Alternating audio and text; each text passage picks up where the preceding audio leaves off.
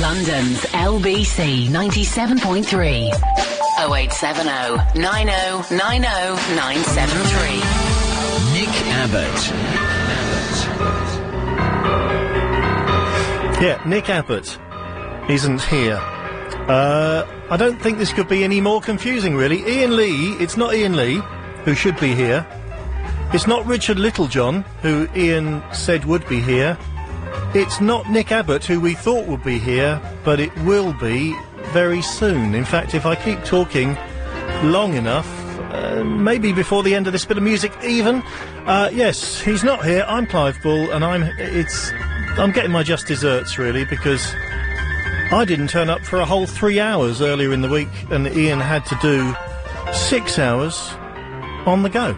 So, what we're going to do, I don't know, what are we going to do, Chris, until Nick Abbott gets here? He's in Shepherd's Bush, so it won't be long. Yeah, I like this music. It's good, isn't it? Yeah, not bad. But I've got no ideas whatsoever. Okay. What does Nick normally do? Well... I haven't got the little computer with the noises. Yeah. I like those, but, haven't got those. Oh, that's not part of it then. That's part of the music, is it? Yeah. Shall I just take a call and see? Yeah, see what happens. Can I do it from here? Go for it. I don't normally come from the studio. So yes, no Ian, no Richard Littlejohn. Hello, line 1. Hello there. Hello. I'd really prepared a lot to say to Richard Littlejohn on air, because I thought his views and mine, very similar. They're very dissimilar. Oh, dissimilar. So you would have had a good row. I even researched him on Wikipedia, got some quotes that he'd said, and I was going to... Oh, no. It was the thing that's wrong with... He couldn't make it. Oh. No, and neither could Ian, and apparently neither could Nick. He's probably too busy plotting with Nick Ferrari and... Yes, so I'm awfully sorry, but as soon as we rebook Richard Littlejohn, you'll be the first to know. Thank you. OK, cheers. Right, 0870 9090 973.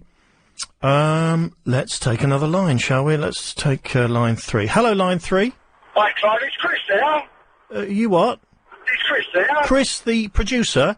Yeah, can he talk? Yes, he can talk. He's not keen on doing it, but he can talk. Yes, hello, Chris. Yes. Chris, is it okay if I watch the third season finale of Lost? Well, yeah, why not? You've only got 2 episodes to go, so, yeah. No.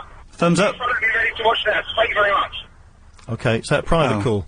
What was he asking about Lost? He wants to know if he can watch the final 2 episodes. Why is he asking you whether he can watch the final 2 episodes of Lost? Because he should be listening to the show, is what he should be doing. I see. So we've just lost a listener. Is that that's a little dig, is it?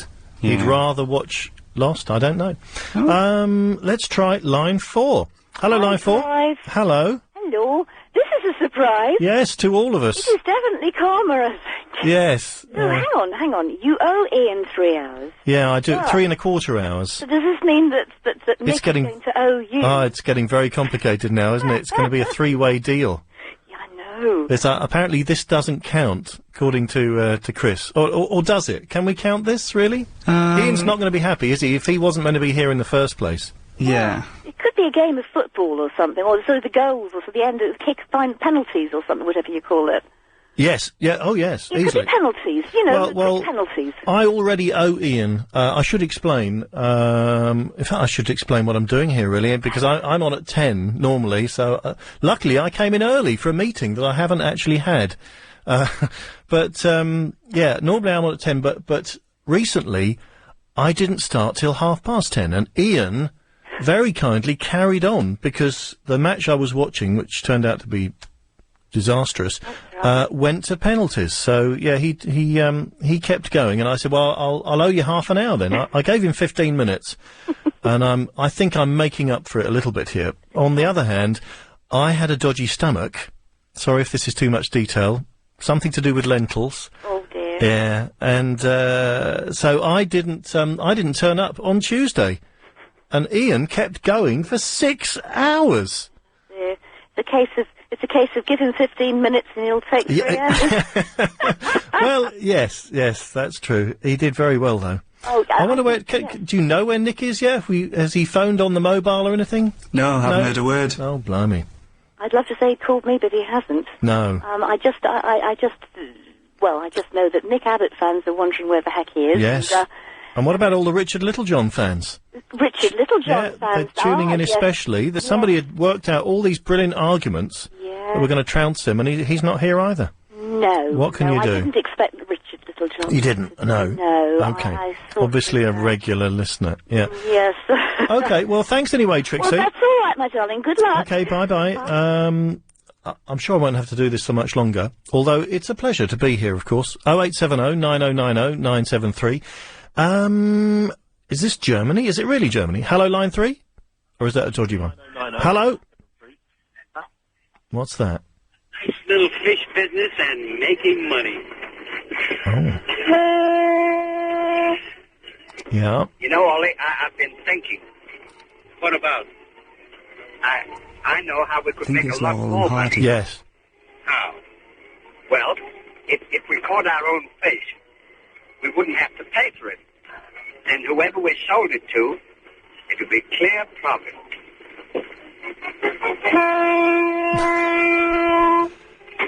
Yes.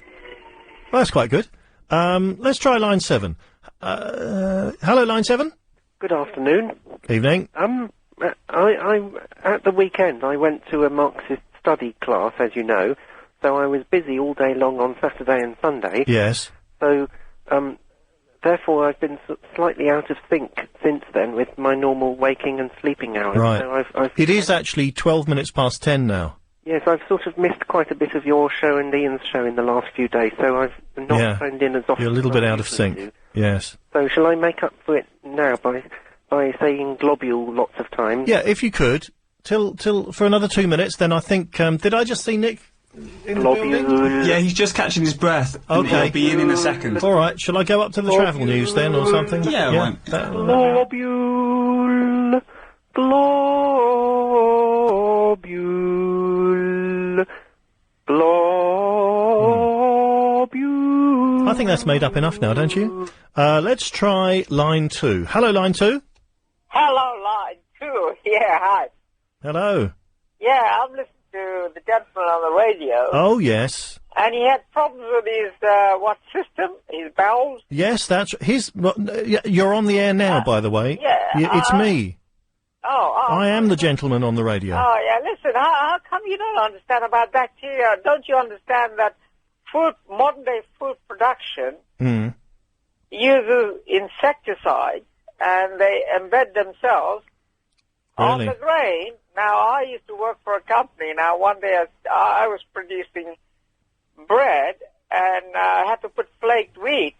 And guess what I found? Bread droppings. So these things are kept in huge storehouses. So there could have been bird droppings in my lentils, apparently. Thanks very much, then. Let's try line 1. Hello, line 1. You're on the air. Hello, is that me? Yes, that's you. Oh, I'm scared. Oh, not that scared. Oh, okay, I better go. Bye-bye. Okay.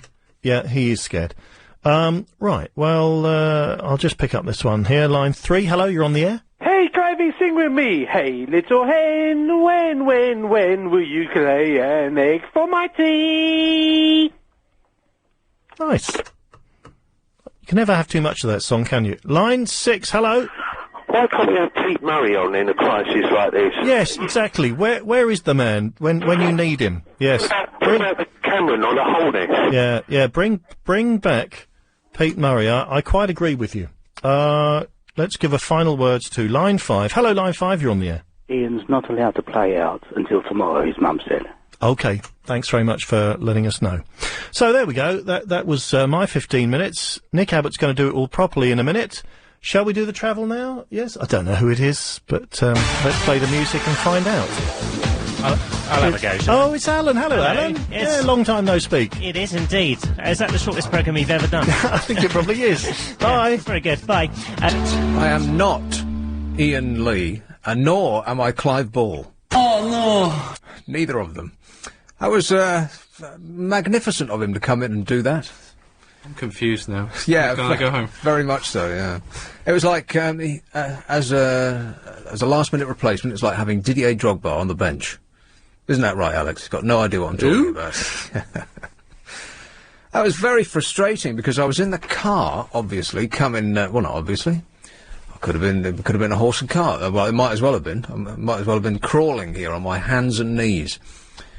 so very near, for so very long. And at the point at which I thought, right, well, I'm not going to make it in time, I'll do a U-turn and go the other way, which is what I should have done in the first place. I realised that at the point that I made that decision, I was standing outside a police station, and they were all outside, milling about. And then a police car pulls out in front of me, and I thought, well, I can't do a U-turn now, because I'm not completely sure about the legality of it. Can you do U-turns anymore? I think so, as long as there isn't a sign saying no U-turns. Right, well, I wasn't completely sure about that, and I didn't want to get arrested. I think as long as it's safe to do so. Safe to do so? Yeah, I mean, like, the traffic isn't thundering by in both directions. Well, that doesn't seem like a law that would apply in this country, that you use your own common sense. That doesn't sound like this country at all, does it? Maybe in the old days. Yeah, that's right. Yeah, you get a clip around the ear if you did it in the old days. These days, of course, they take you down the nick for 67 hours while they fill out 10 million forms, which will keep them off the street. But I didn't want to... Arrest a child for throwing a biscuit or something. Yes. Yeah, they gave somebody an on-the-spot fine for some kid in a pram dropped 2 quavers on the road. Did you read that? Now, they may or may not be biodegradable quavers. I've got no idea. I'd have to read the ingredients. You probably, well, let's not say quavers, but a product like that, you'd probably be as good eating the packet it comes in. Not quavers, though. Why would you eat the packet? Well, for its nutritional value. Okay. Yeah, you wouldn't actually eat it, Chris. It's just... Yeah. Theoretical. You just came in late. You half heard the conversation, and you wish to register a complaint. Mm-hmm. How come Clive gets all the calls, and not a single one when I get here? They were going straight to air. And this is my mobile phone, which is very unprofessionally beeping in the studio, probably from somebody saying, "Where the hell are you?" Was it you? It's a good job you didn't call me in the car, by the way, because as I don't have a hands-free kit, I would have had to have taken a call while surrounded by policemen. Which is, new voicemail message, call. I'll silence it. So yes, I feel all flustered. I am red in the face with concern and anxiety. Because I was literally going around Shepherd's Bush Green. And by the way, I heard not one word on our excellent travel service about how, totally screwed up Hammersmith and Shepherd's Bush is. Well, you should have called in and told them. As I said, I don't have a hands-free kit. I was surrounded by police at the time. Oh. So I couldn't make a call. I couldn't receive a call. I couldn't do a U-turn. I was just stuck. If the traffic had been really bad, I could have been stuck there, for the rest of my life, not knowing whether I could legally do a U-turn without getting, the chair. It's a bit harsh. Do you think? Just doing a U-turn. Well, I wasn't completely sure about the law in that respect, so I didn't want to risk it. Hello, Trixie. Hello. Trixie. I'm glad you made it in one piece. Yeah. I thought you took public transport then. I do, unless I'm coming here. It's impossible to get here on public transport. Right. Oh, well, never mind. You got here. Because we're not... I mean, correct me if I'm wrong, fellas. I haven't tried it yet, but we're not anywhere near, a public transport hub, are we? I mean, unless you count cabs as public transport. Oh, dear. Ken Livingston does. Yes, I always take public transport, he says. Stepping out of a cab. So, I called the show then while you were rushing over here then? Well, yes, I was listening to it on the radio, wondering what was going to happen. Of course, that's a nightmare scenario. You're listening to your own show starting, and you're about half a mile away.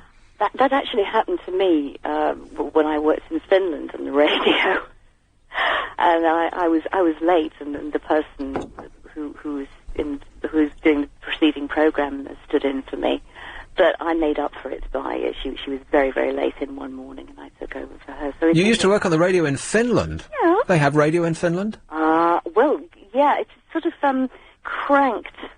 You know, it's a bit full of cranks, like that, yeah, just like the radio here. Something like that.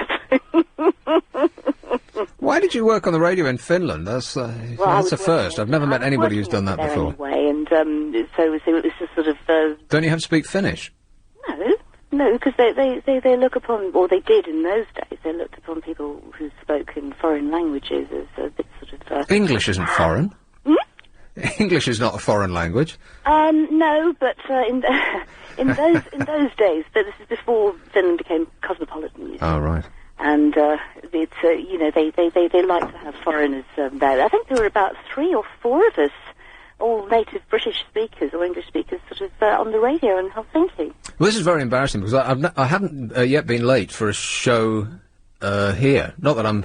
Not that this is a regular occurrence, but I used to be late when I worked at another place quite regularly. But there, I hated working. I only realised how much I hated it once I'd left, and I think that psychologically I was almost making myself be late. Yeah. You know, if you had half an hour to get from home to your place of work, a reasonable person would leave, an hour, perhaps 45 minutes at the minimum.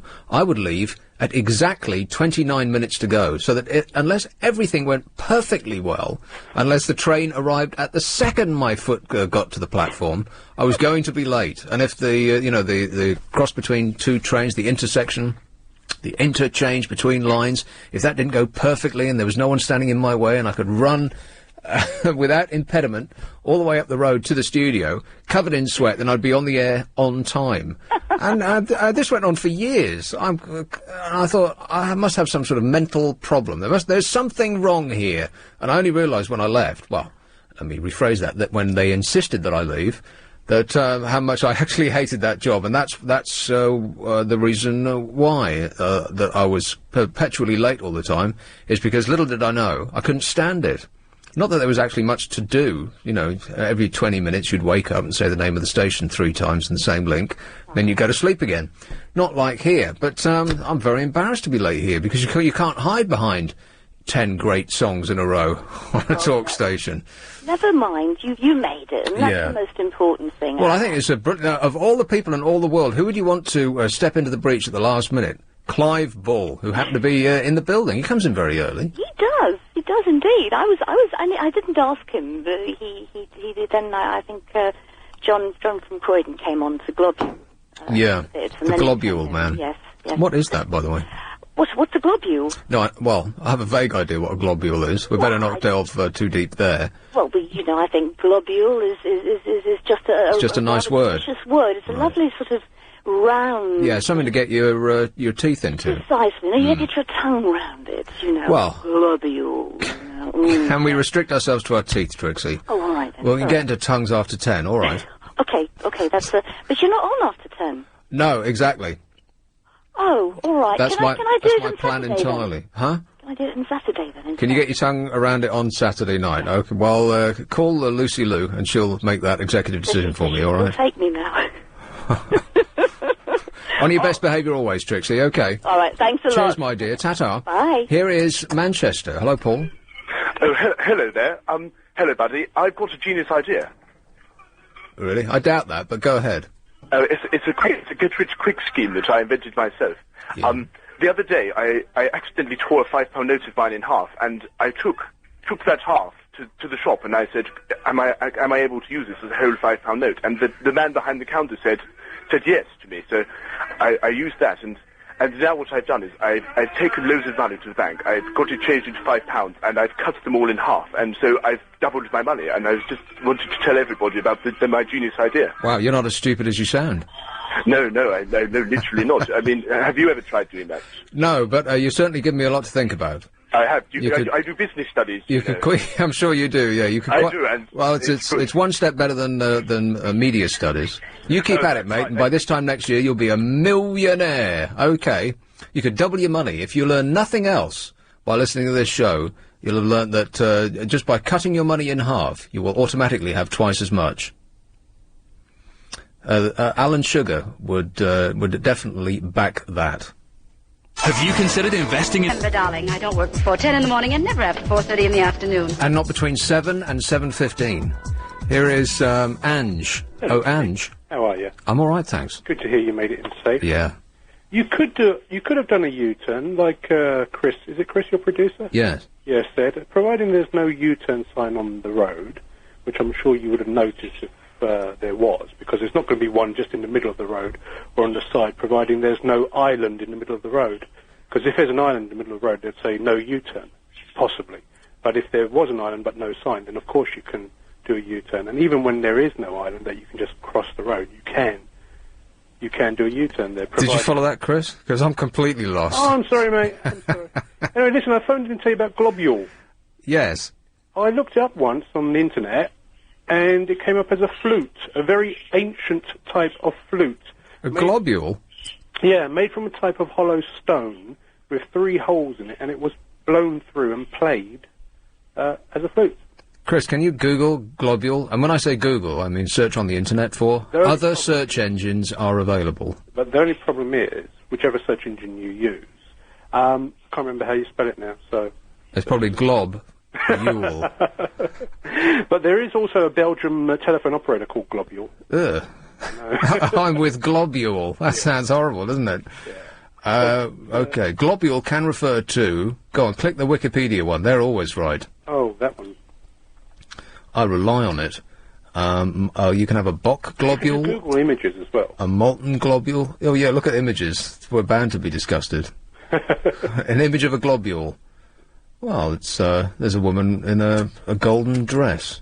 And other smaller things that look like donuts. No, but definitely, you should have done a U-turn. As long as it was safe to do so and you weren't endangering anybody, then there's no problem. Yeah, but now the police are all target-based. Now that they have to meet all of these... You're too old to be arrested. Yeah, right. They want kids. Oh, well, that's true enough, yes. Because they can't answer back well. No. Especially when you taser them. What, the police? The kids doing it to the police? Yeah. Okay, well, thanks for the confusing news, Ange. You're welcome. All right, cheers, mate. Ta-da. I'm still no clearer in my mind whether... I just think I played safe, and that was probably the best thing to do. But it was just so very infuriating. I mean, you know, me, having recently had a near-death experience where my heart literally burst out of my chest. When was that again? I don't know, because it wiped my memory as well. It was recently. How convenient. Yeah. But unfortunately I have my pills with me. Here is, Cuffley. Oh, Mark? Yeah, hello, Nick. How you doing, mate? I'm alright, thanks. I just wanted to talk to you tonight about hypnotherapy. Now, for all the listeners out there, I don't know if you're a smoker, but I was a smoker for 18 years. I tried to get off cigarettes about 5 or 6 times on the patches, but I went to see a hypnotherapist. It cost me £250, and it's been 2 weeks now, and it is amazing. It's the actual boost it gives to your willpower.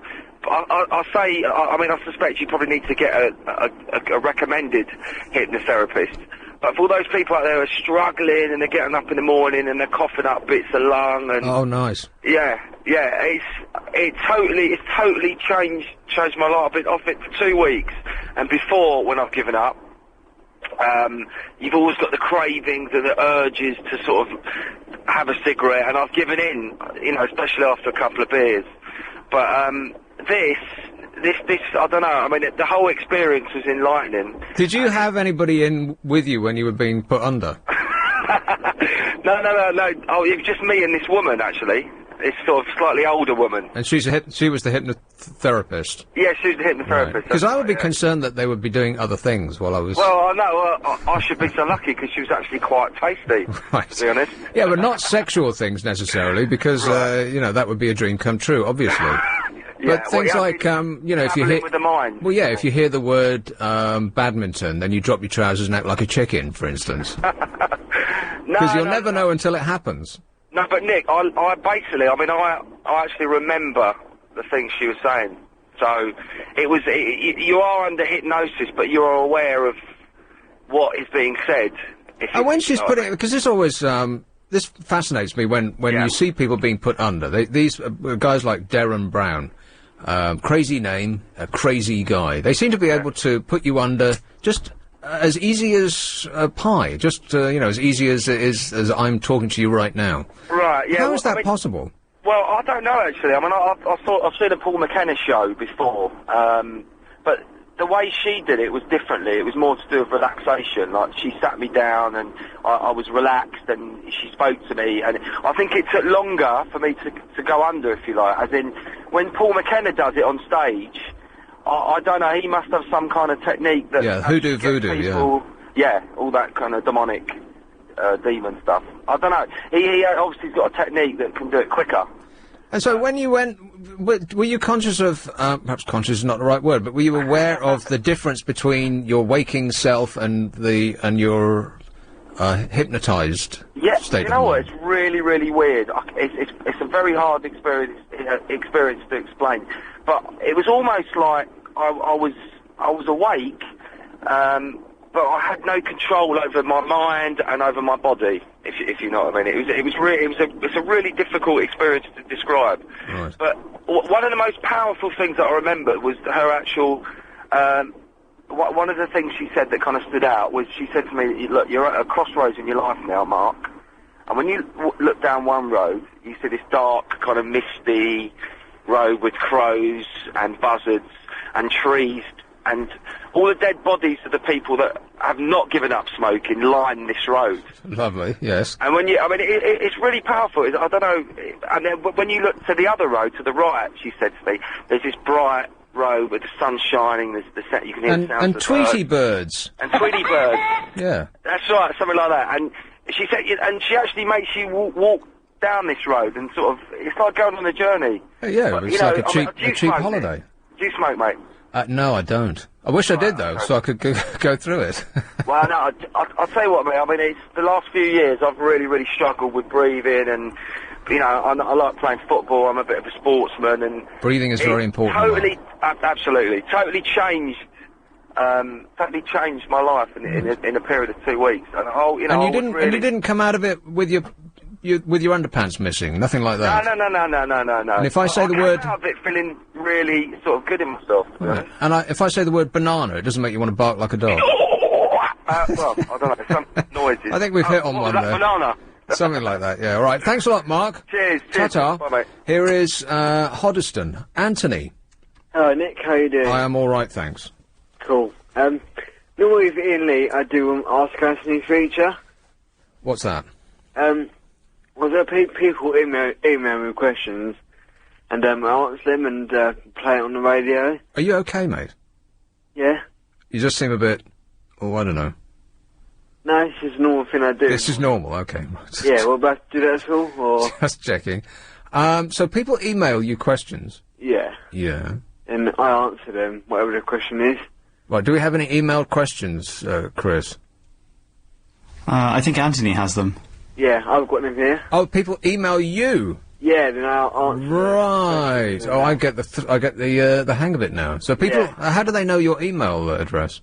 I've been giving out on previous shows, on previous E&E shows. Oh, are you crazy? You give out your email address on the air. No, this bloke's properly insane, Chris. All right.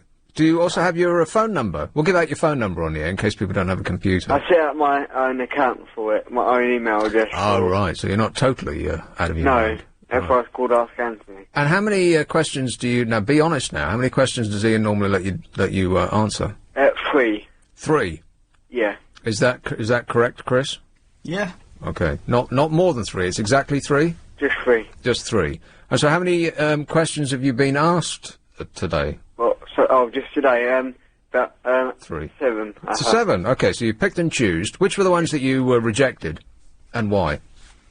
There was a few I didn't get to see. Some rude ones as well. Oh, rude ones, right. But the other ones are not too bad. Okay. Not too rude, not too saucy. Yeah, just medium. Speaking as a new meat eater, I can understand what you're saying. Medium, yeah. Sounds delicious. All right, well, hold that thought. Okay. What are they vaguely about? Are they more or less about the same thing, or completely different? Just all different. All different. Really. Right, okay. All right, well, we'll have you come in after the important travel update. That's fine. Which won't mention any of the nightmare mess that I was in, by the way. So I'll do it for you. Maybe you didn't mention it just because that's how it normally is. I admit that I don't normally travel between Hammersmith and Shepherd's Bush.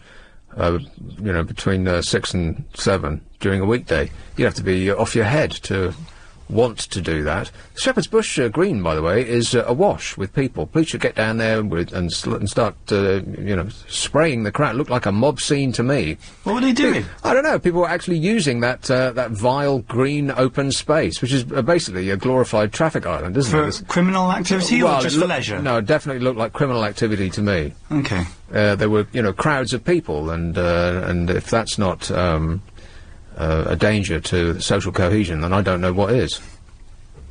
So as soon as they stop arresting people for dropping bits of crisp, crumbs of biscuits, then they should get down there immediately, because they just throw a net over the whole of Shepherd's Bush Green. Oh, let them have their fun. And that would virtually cure all of social ills in one go.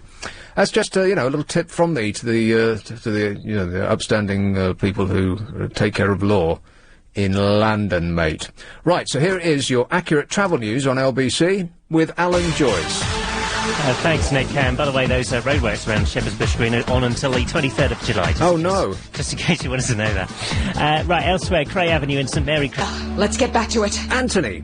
Yes. Right, now you've got 3 questions from 7, and you've sorted out the rude from the wheat from the chaff, so to speak. And question number 1. Now, does Ian normally let you just do your thing, or does he I've got normally some music, but I've got some music here if you want me to play it as well. Oh, well, I'll leave that to Chris. Do we want him to play some music? I think we've got his music here that he normally has. Oh, okay. We'll do that. Well, just leave all of that to us, and you concentrate on your own performance, all right? Okay. This is going to be great. He said, having no idea what's coming. Okay, music maestro, please. This is a bit fast. There's no way that he can top this. All right, well, let's see. Try and compete with this then, Anthony. I double dare you. Go ahead. We've got a question here from Tracy from Holland. Oh, Tracy, right. Yeah, hi, Anthony. I keep missing Ian Lee's shows and I ask him in the future, how can I listen to the show over again? How can you listen to Ian's shows again if you miss it the first time round? Right. Yeah. And your answer, please? Hi, Tracy. I said, you can go to lbc.co.uk and click on podcasting, which is in the right-hand corner at the bottom of the screen, and throw the things ahead. Is the correct answer. It's a service that we do recommend, our LBC Plus service, our podcasting service, which is an excellent addition to your entertainment needs. Or something like that. Yeah, next question from Nick and Stephen. All right, question number 2. Yeah, from Nick and Stephen. He's saying, if Tottenham Hotspur wasn't in the Premiership, what team would you support? Right. This is less of an interesting question, really, than the first one. This is more just of an opinion, really, rather than a correct answer coming here. So I'll answer it anyway. Yeah, go ahead. I would support Arsenal. I know they're rivals, but that's who I would support. Yeah, no, I don't think that's the right answer, Anthony. Oh, is it? Well, that's who I'd go. Well, you got 1 out of 2. Okay. Last question here. By the way, does Arsenal? Am I right about this? But Arsenal Football Stadium, do they have all comfy padded seats? Why am I looking through the glass and you two? You got no idea. Last time you went to a sporting event, it was netball. I think all stadiums have the same seats. No, I think that most stadiums have hard, uncomfortable plastic seats that were made for... they're so thin, they're made for supermodels, not the fat, gut-busting, shouting, beery blokes who go and see football, who can't squeeze into them without their knees rubbing together. Yeah. Not that there's anything sexual about that, of course. Yeah. That's why they all shout and get tattooed so much, so they want to dispel any notion that they're actually enjoying their knees rubbing up against complete strangers who sit next to them, But I just heard that I'm completely interrupting you, aren't I, Anthony? I'll note that down. This is something I need to talk about later. Football seats. Okay, so 1 out of 2, and you got the second one wrong, and it was just your own opinion about which football team you'd support is really quite poor on your... so it's an average performance so far. Let's see if you can't snatch victory from the jaws of defeat. Go ahead. Question number 3. It's from Tom in Watford. Asking, Tom. Do you like Ian Lee's show? And would Ask in the Feature be quite famous in the previous shows? I'm sorry, I've got the first part. Do you like Ian Lee's show? This seems like a question of 2 parts. This is actually 4 questions now, Anthony. Well, it says... So your potential for disaster is now huge. It says here, do you like listening to Ian Lee shows? Right. Question 1, do you like listening to Ian Lee's shows? Answer is... Yeah, I do like listening to Ian Lee shows, but he's just seen he's put 2 questions, hasn't he, instead of 1. Right, you're putting all responsibility for this foul-up on him, eh? You could have edited this down in the time that it took for, us to get to you, but you chose not to do that. So 4 questions in all, then. You've got, what is the result? So 2-1 so far. Yeah. And if you don't hurry up, we're going to run out of music. I know it. Okay. Unless we're on a loop here. Is this a loop? That's a loop. Okay, go ahead. That's second part of the question, yes. Okay, do you think the Ask Anthony feature will be continuing throughout the month? I missed it, even though I've heard it twice now. Do you think that... The Ask Anthony feature will be continuing throughout the shows? Right, let's have a show of hands through the glass before you answer that question. Do you think that it will continue? Oh, it's a unanimous how many hands up, Nick, how many hands? Well, the question was, do you think it would? And hands up if you thought that it wouldn't. Is that right? So you're voting yes through there. All right, so 100% support through here. And your answer is? Yeah, I think it will continue because all the LBC listeners like me doing Ask Anthony slot on the Ian Lee shows. Right, well then, it's a success all round. Congratulations, Anthony. Good job. Can I give out my Ask Anthony address so I can email questions? Well, if that's what you want to do. Personally, I wouldn't recommend it. I wouldn't recommend giving out any information about yourself on the air. Well, Chris knows all about it, so he knows. Oh, well, should have said, if Chris knows about it, it must be all right. Go ahead. Yeah, so if you want got any questions for me, you can email in at ask_Anthony@hotmail.co.uk. Ask_Anthony @hotmail.co.uk. Right. Okay, well, the best of luck, Anthony. Thank you for Nick, thank you. All right, cheers, mate. Bye-bye. Ta-ta. Good job. Out of 3 right, he got 4. How did that happen? Yeah. It's, Saf Norwood, Mr. Lister. Good evening, Nick. Philip. I have got in front of me another list from the USA Today. Do you remember last week we had speeches? Yes.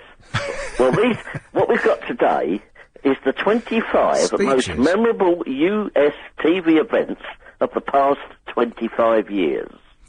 The most memorable TV events of the last past 25 years. Do you want me to pick out selected ones, or...? Why do you read Useless Today, by the way? It's got to be the most expensive, least informative newspaper on the I planet. find it interesting. But it's only got 3 pages. Oh, no, it's got 2 sections. Right. 2 sections. 1.5 pages each. No, not as much as that. It's more. Anyway, do you want me to read out the individual things, Nick, sorry, or shall I pick out selected ones? Well, it's not really my show. Chris, which would you prefer? The latter. Right, whichever that one was. Oh, right, selected ones, I think it was. Yeah, right.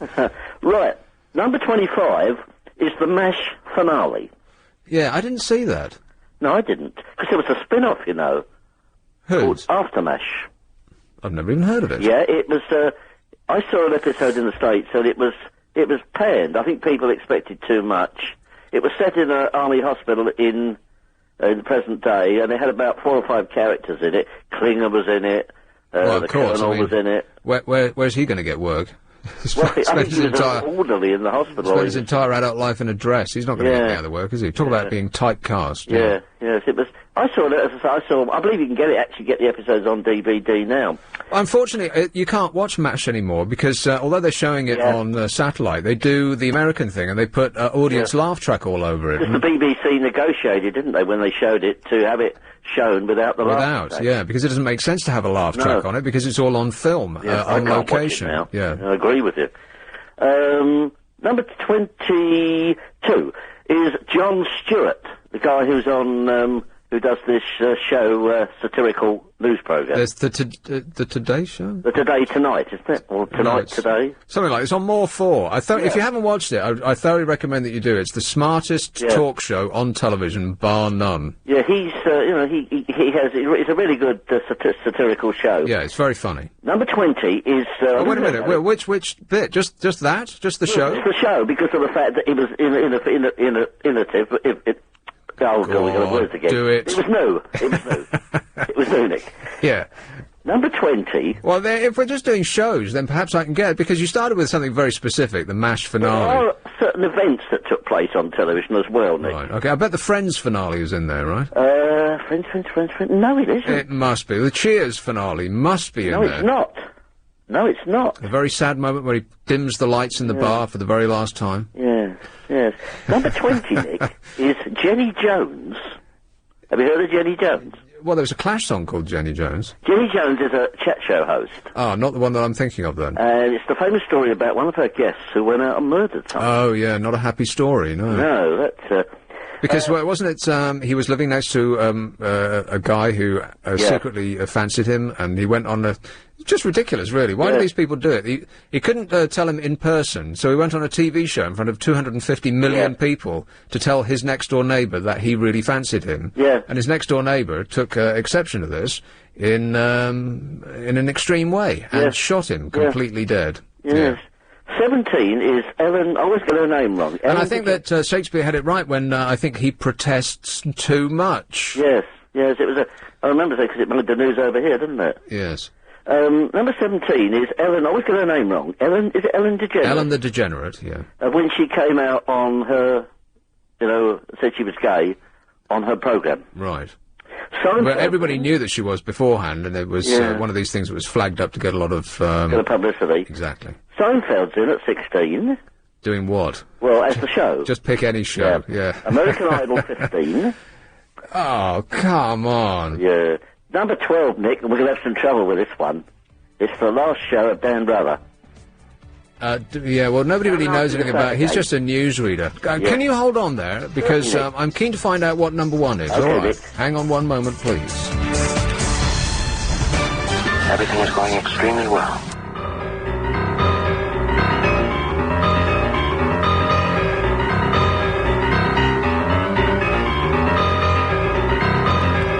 Fill it. Ever the professional. Number 11. Well, hang on a minute. Can we let's stick with ones that we know, because the last, hang on a sec, the last broadcaster, Dan Rather, or however you say that guy's name. I'm going to start that again. No one's going to, has any idea. He's just a newsreader, isn't he? It doesn't mean anything to us. But it's American, it's not the world. Right. But, most of the best TV in this country is American, let's face it. Yeah. A couple of shows that I've been watching, but, everybody else... Prison Break is fantastic. 24, can't wait to get into that. Have you ever seen Close to Home, Nick? I'd never even heard of it. It's a series made by Jerry Bruckheimer, and it's quite a good. If you like detective stories with good plots, it's worth watching. Are there explosions and car chases? No, there isn't. No, it isn't. It's about a woman prosecutor at the DA's office, and she's got a family, and it's the stories. It's the twists and turns. It's very good viewing. That really does sound interesting. It is. Close to Home. Yeah. All right. Number 11. Janet Jackson gets full out. Oh, yes. Well, we all remember that. For the briefest microsecond. Yeah. Yes. Number 9, Nick. And was anybody actually really impressed or turned on or excited or... Well, it must have been in America, because it made such an impact, didn't it? Well, internally horrified, yeah. I mean, that's why all these drunken football fans were supposedly so outraged at seeing the briefest glimpse of... You didn't even see her whole breast, did you? Because the part was obscured by a badge or a brooch or something. It looked... How she stuck that on there, I've got no idea. You can imagine them sitting at home watching it, and then that suddenly happened, you know, the Bible Belt, and or jumping up and down. Yeah, beer and chips being spewed across the living room, You might know this one, Nick, because you probably watch MTV, don't you? No. Have you heard of a program called Real World? Oh, that's why they, it's like a Big Brother thing, isn't it? Oh, is it? I don't know, I've never seen it. Yeah, I think they stick kids in a house and then film them in the shower and so on. Oh, that's number 9. Well, it's bound to be, yeah. Number 8 is Cosby. 7 is The Simpsons. Cosby, now come on, Cosby. That had to be one of the unfunniest comedy programs. I mean, I know that we specialise in unfunny comedy programs in this country, but the Crosby Cosby, not Crosby. Yeah. Cosby. The ratings were enormous, I gather. I know. How is... I just don't... That mystifies me. I don't get it. Yeah, I suppose they thought it was a breakthrough in comedy. Well, they thought it was a breakthrough because it featured a black family that weren't, selling drugs or pimping. Yeah, they were so staggeringly rich that their house, well, if you put it in this country, it would have taken up most of. It would have taken up, in fact, the entire green in Shepherd's Bush. It was so gigantic. So that's probably why it's in there. Number 7, The Simpsons. Yes. Well, I do like to have a Simpsons moment every day. Yeah, I don't mind occasionally, not on a regular basis. But every now and again, it comes up with one that just isn't funny at all. Like when Ricky Gervais did it, for instance. That had to be the least funny Simpsons I've ever seen. That was embarrassing. It was so bad. Tony Blair, well, the episode was funny, but Tony Blair ain't no actor. Although I did see him with that Am I Bothered woman. Oh, right. When I was going through YouTube. Oh, right. And I've never seen that.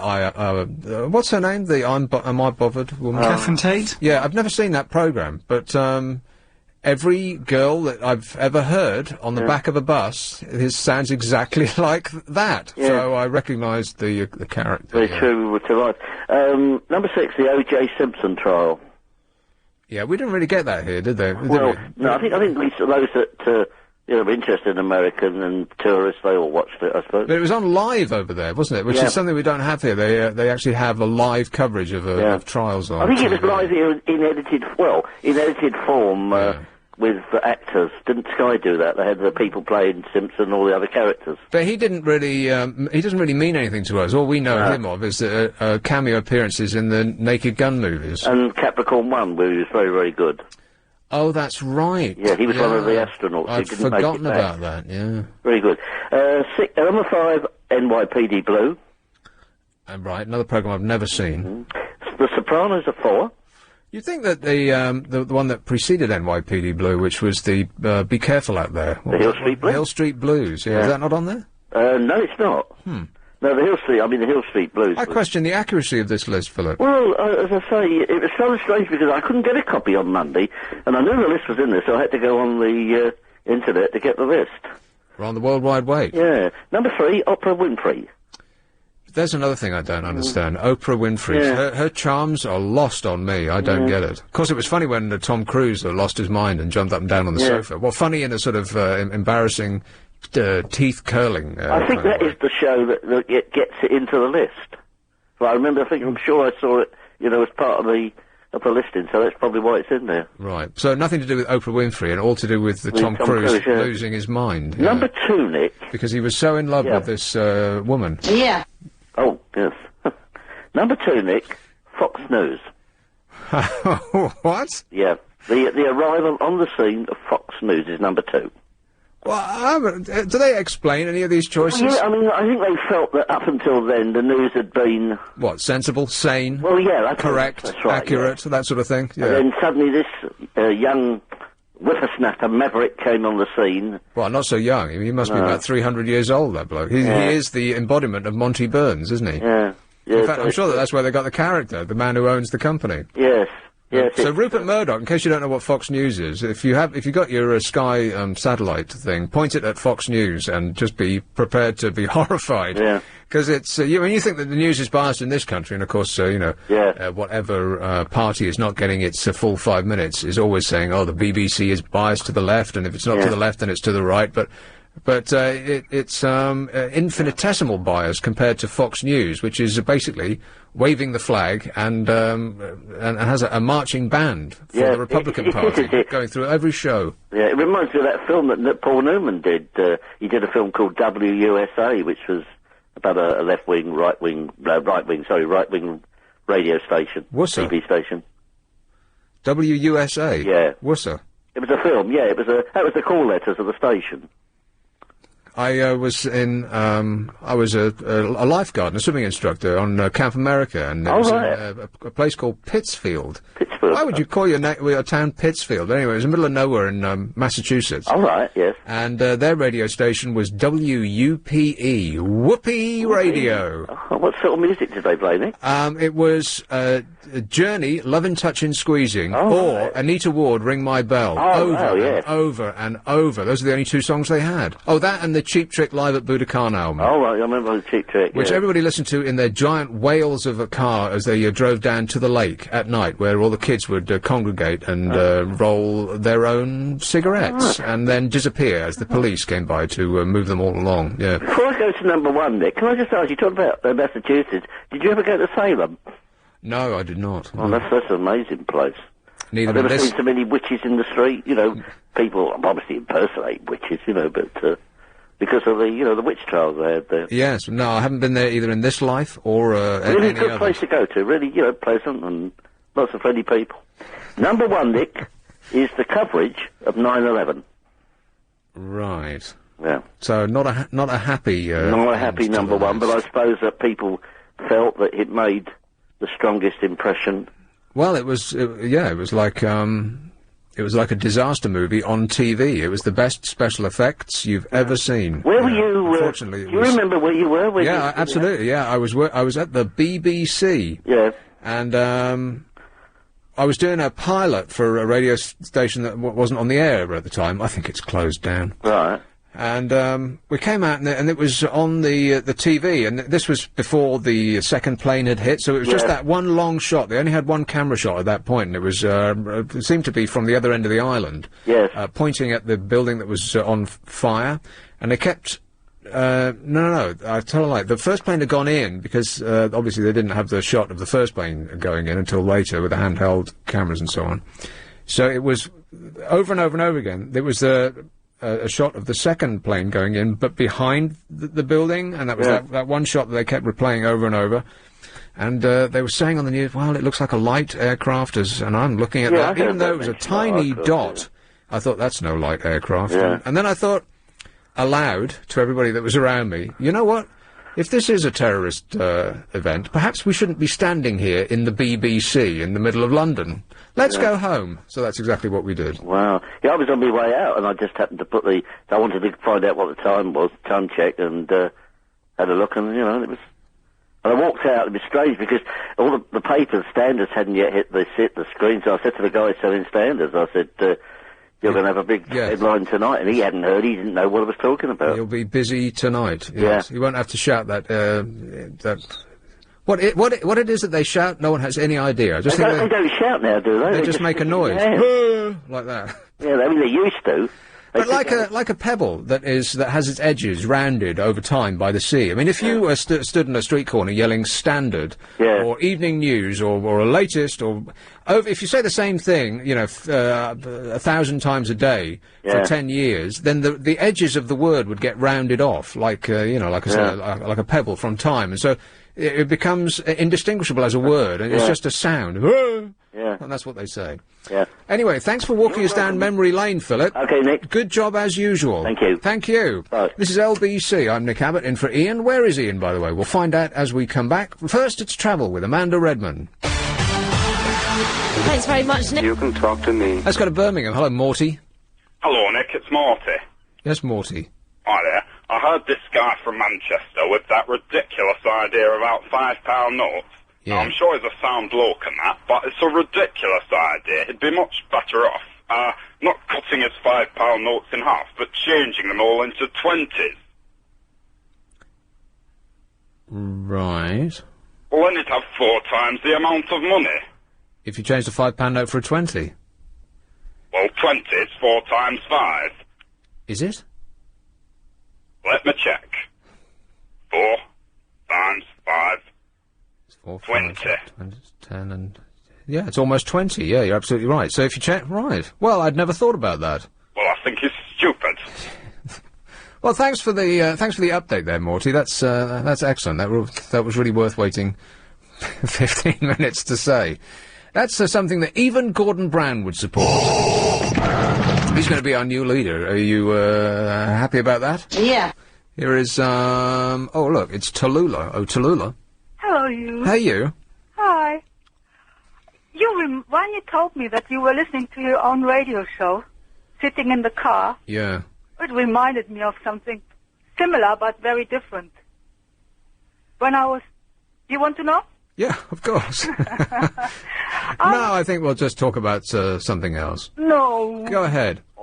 Okay, I was on tour and supporting Uriah Heep. You were supporting Uriah Heep? Yeah. You were? In Germany. No kidding. And that's brought me over to England. Right. Yes. Because, in case you don't know, Tallulah is rock royalty. She's a Schenker. And, well, what can you say about the Schenkers? Michael and Rudolph. Okay. Okay, so I was supporting Uriah Heep, and we... Oh, you're cracking up. Go to a window. Okay, so we were said, oh, come on, it's showtime. So we had to go outside around the building into the back door to go onto the stage. And halfway there, I realized I forgot my guitar keyboard, which is very important because I start with that one. So I rushed back, got the guitar keyboard, which was actually connected to the amplifier via a radio from Sennheiser, who were trying this radio on a keyboard, which is normally on a guitar. Without mentioning any brand names, Sennheiser, you say, yes? Yeah, they're cool. So I rushed back, and when I was back at the door, the ironing door was shut, and I couldn't get in there because there was no entrance from outside. And so your name's not on the list, you're not getting in? No, well, I hear the drumsticks going 1, 2, 3, 4, and the show starts without me, standing outside. You know what? Hey, are you sure that you don't just remember this from Spinal Tap?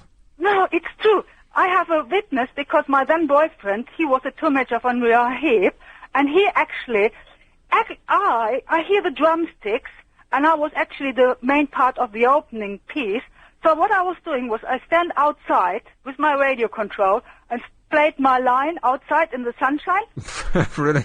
Yeah, then the door opens, and then further later, I said, what are you doing out here? And then, of course, I just walked in while still playing, and on stage, and there I was. It's the crazy world of rock and roll. If only you'd had Clive Bull available, he would have slipped in for you.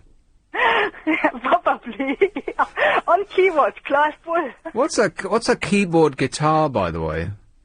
Guitar keyboard is a keyboard that you hang around your neck, and it looks as if you're playing a guitar with keys. Oh, right. I can remember, hippies used to use that instrument, didn't they? I can envisage, like Brian Eno, one of those hippies, I'm sure. Okay. Do you know the first guitar keyboard from which company? Sennheiser. Moog. Moog. Yes.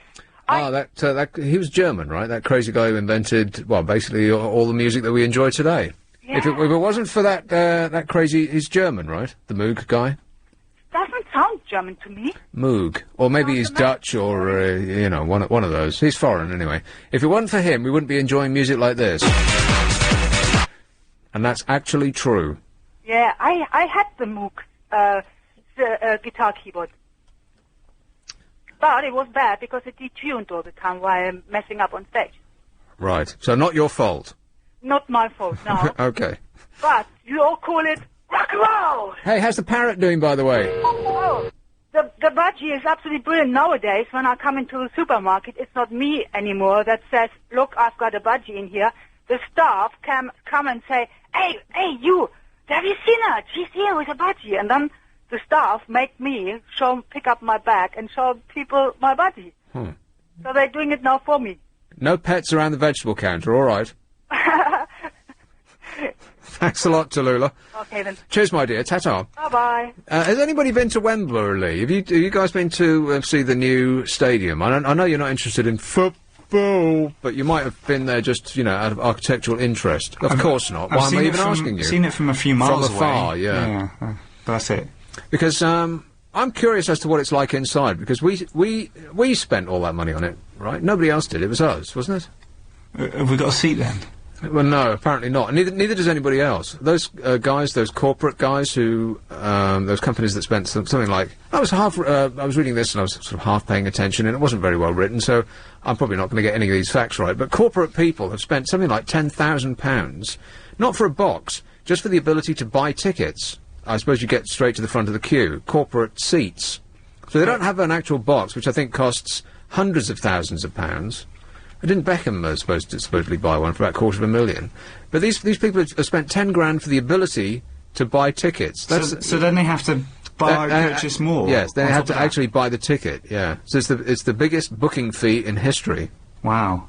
And the BBC website has been asking, silly question really. They're asking the people, do you mind paying booking fees? And virtually 100% of respondents said yes. Well, of course we do. It's an absolute giant rip-off, unless. You can buy tickets through LBC and there's a booking fee, in which case it perfectly reflects the charges that we have to pass on, of course. And I just said that, I'm having no idea whether that's actually true. Is it? Yeah. Hey, Louise. Hi, Nick. Hey, Louise. How are you? I'm all right. Good. I've calmed down. The blood has drained from my face now, because I was very flushed when I came in here. I know. I was trying to keep calm in the traffic, but when you know that your show started and you're not there, it's quite difficult. You could have listened to Clive in the car. Well, I was listening to Clive, and I was relieved that it was somebody of his, because I was expecting nothing. I was expecting music. But fortunately Clive was in the building. Who would have thought? Yeah, good old Clive. So I owe him 15 minutes. Which at the rate he is paid is probably £2,000, something like that. Ian and Clive do the thing where, if one of them wants to get off early, one of them will start early or Ian will stay behind a bit longer for Clive. Well, I heard him say this. He was watching a football match, and it hadn't finished, and so he asked Ian to just carry on. Yeah. I mean, at least I had an excuse. At least I was hemmed in by the police, and I didn't know my rights about U-turns. Because I would have been here much earlier if I'd have just abandoned the route that I came in on and went my normal way. Yeah. But I thought that I was going to be much smarter than that, and I was going to go the quicker way, and thereby avoid the traffic. But that's not apparently what happened. No. How ironic. Yes. Anyway. Anyway, you had that guide talking about the TV things. Yeah. Like top TV moments. And The Simpsons were mentioned.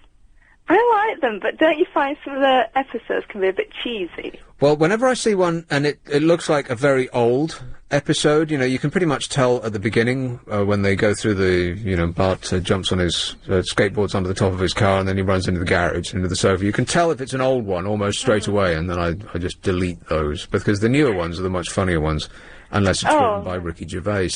That was embarrassing. Yeah, it sucked out loud. Yeah, I could have wrote a better one than that. I know, in your sleep you could have done. Yeah, and I'm not funny, so... Yeah, well, the jury's out on Ricky. No, but some of the ones are really silly, like, when Bart and Lisa are against each other with a hockey game, and then they just decide to draw at the end. They decide to what? Draw at the end, because they think back to everything that happened in their childhood. Are we going through a story that happened on this? It's like one of these conversations that people have in a pub. Oh, did you see that programme? Like, oh, well, you didn't see it. So, oh, it was so funny. I'll tell you. No, it wasn't. And in your mind, of course, there's £1 million worth of computer animation, but what comes out your mouth is just falling flat on the floor like bricks from a shovel. Yeah. Yeah, I should draw a diagram or something. Yeah, okay. You can fax it to us. All right, thanks, Louise. Thanks, Nick. Bye. Hey, by the way, that programme that you had, I don't think you actually had anything to do with it, but it was the thing where that rock promoter goes around and helps people by shouting at them. It's another one of these "You're Fired" games. Is she gone? Yeah. Oh, you're still there? No, I'm still here, yeah. You went to that radio station that has all these household names who are working out of a cottage, or a shed, or something, and they all live in the same house. It sounds so bizarre, but they're repeating that whole series on late at night, I think ITV or Channel 4, one of those. Channel 4, I think, yeah. So, I'm gonna look out for that, but, yeah. It just seems strange, because it's called the Big L, Right. And I know somebody who likes it, and they listen to it on the Sky, it's one of those radio stations on Sky. And it sounds like a big operation, because they've got all these household names like, Diddy David Hamilton, and, Mike Reed. Oh, we gotta go. Oh, there we were, reminiscing, and we can't do it anymore. Gotta go, Louise. Never mind, Ta-ta, bye. bye. Buy to let at George Wimpy's. Right, so what we doing? As I was coming here, you know, crawling along painfully in traffic, I passed a hospital, and there was what's that? Oh, it was my mouse. Oh, you got a mouse? Yeah. Really? It's a really noisy one. A mouse? Where? There on the stair. Where on the stair? Right there. A little mouse with clogs on. Well, I declare, going clippity-clop on the stair. Oh, yeah. I had no idea that would come in so useful. Oh, no, it's right here on the desk. So anyway, I passed a hospital, and there was it was the weirdest sight outside. There on the pavement. Actually, no, on the pavement. In those paper slippers that they give you in hospital. Do they? What? Yeah, it's kind of like disposable slippers. Paper? I think they're made out of paper. Yeah. And in a hospital dressing gown that didn't obviously come in her size, because the back was all stretched and it was right underneath her arms, which makes you sweat, doesn't it? I hate that. And it wasn't quite big enough to cover her. Was it tied at the back or the front? I hate the ones that tie it at the back. Like, you've wandered around a hospital, the ones that tie at the back, because of course they give you the one that ties at the back, and then it doesn't come with a tie.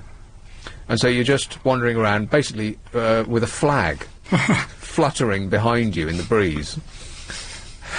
And, you know, trying to back around people so they don't have to see yourself. Yeah. No, this was one of those, it was like a toweling one that was supposed to tie at the front, but it wasn't quite big enough to cover her person. Yes.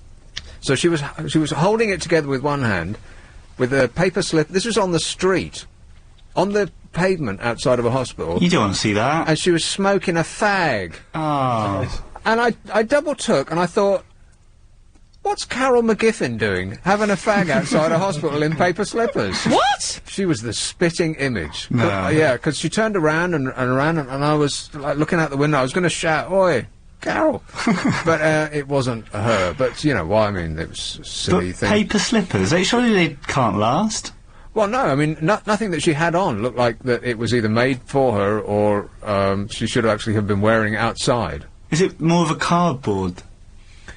Well, I'm really intrigued by these slippers. They're not even really slippers, are they? They're just kind of things that go around your feet. Yeah. Yeah, they just like tie around your feet. Oh, are they like those like surgical like hats surgeons wear? Yeah. Yeah, I think so. Isn't that what they're like? Yeah, more or less. Yeah. It's like a bag on your feet. Like a shower, Yes, exactly, shower cap yes. on your foot. Exactly right, yeah. Something that you really shouldn't be outside in. No. What's this glass on the street? Oh, well, yes, exactly. So she should have been, you know, shuffling around, and they would protect you from the dust balls in the hospital wards. Because I was on hospital ward you know, this has been my near-death experience. Not that you're really remotely interested in this at all, but they had a guy that came round on the hour, every hour, to clean, because they'd obviously had this memo that goes around saying, we'd rather that, you know, we could knock down the number of people who are dying from infection. You know, they come in just to buy a newspaper from the hospital shop, and they end up dying because of the thing that they caught in hospital. So never go to hospital unless you absolutely have to. So he's coming around to clean rather than to check up on how you are.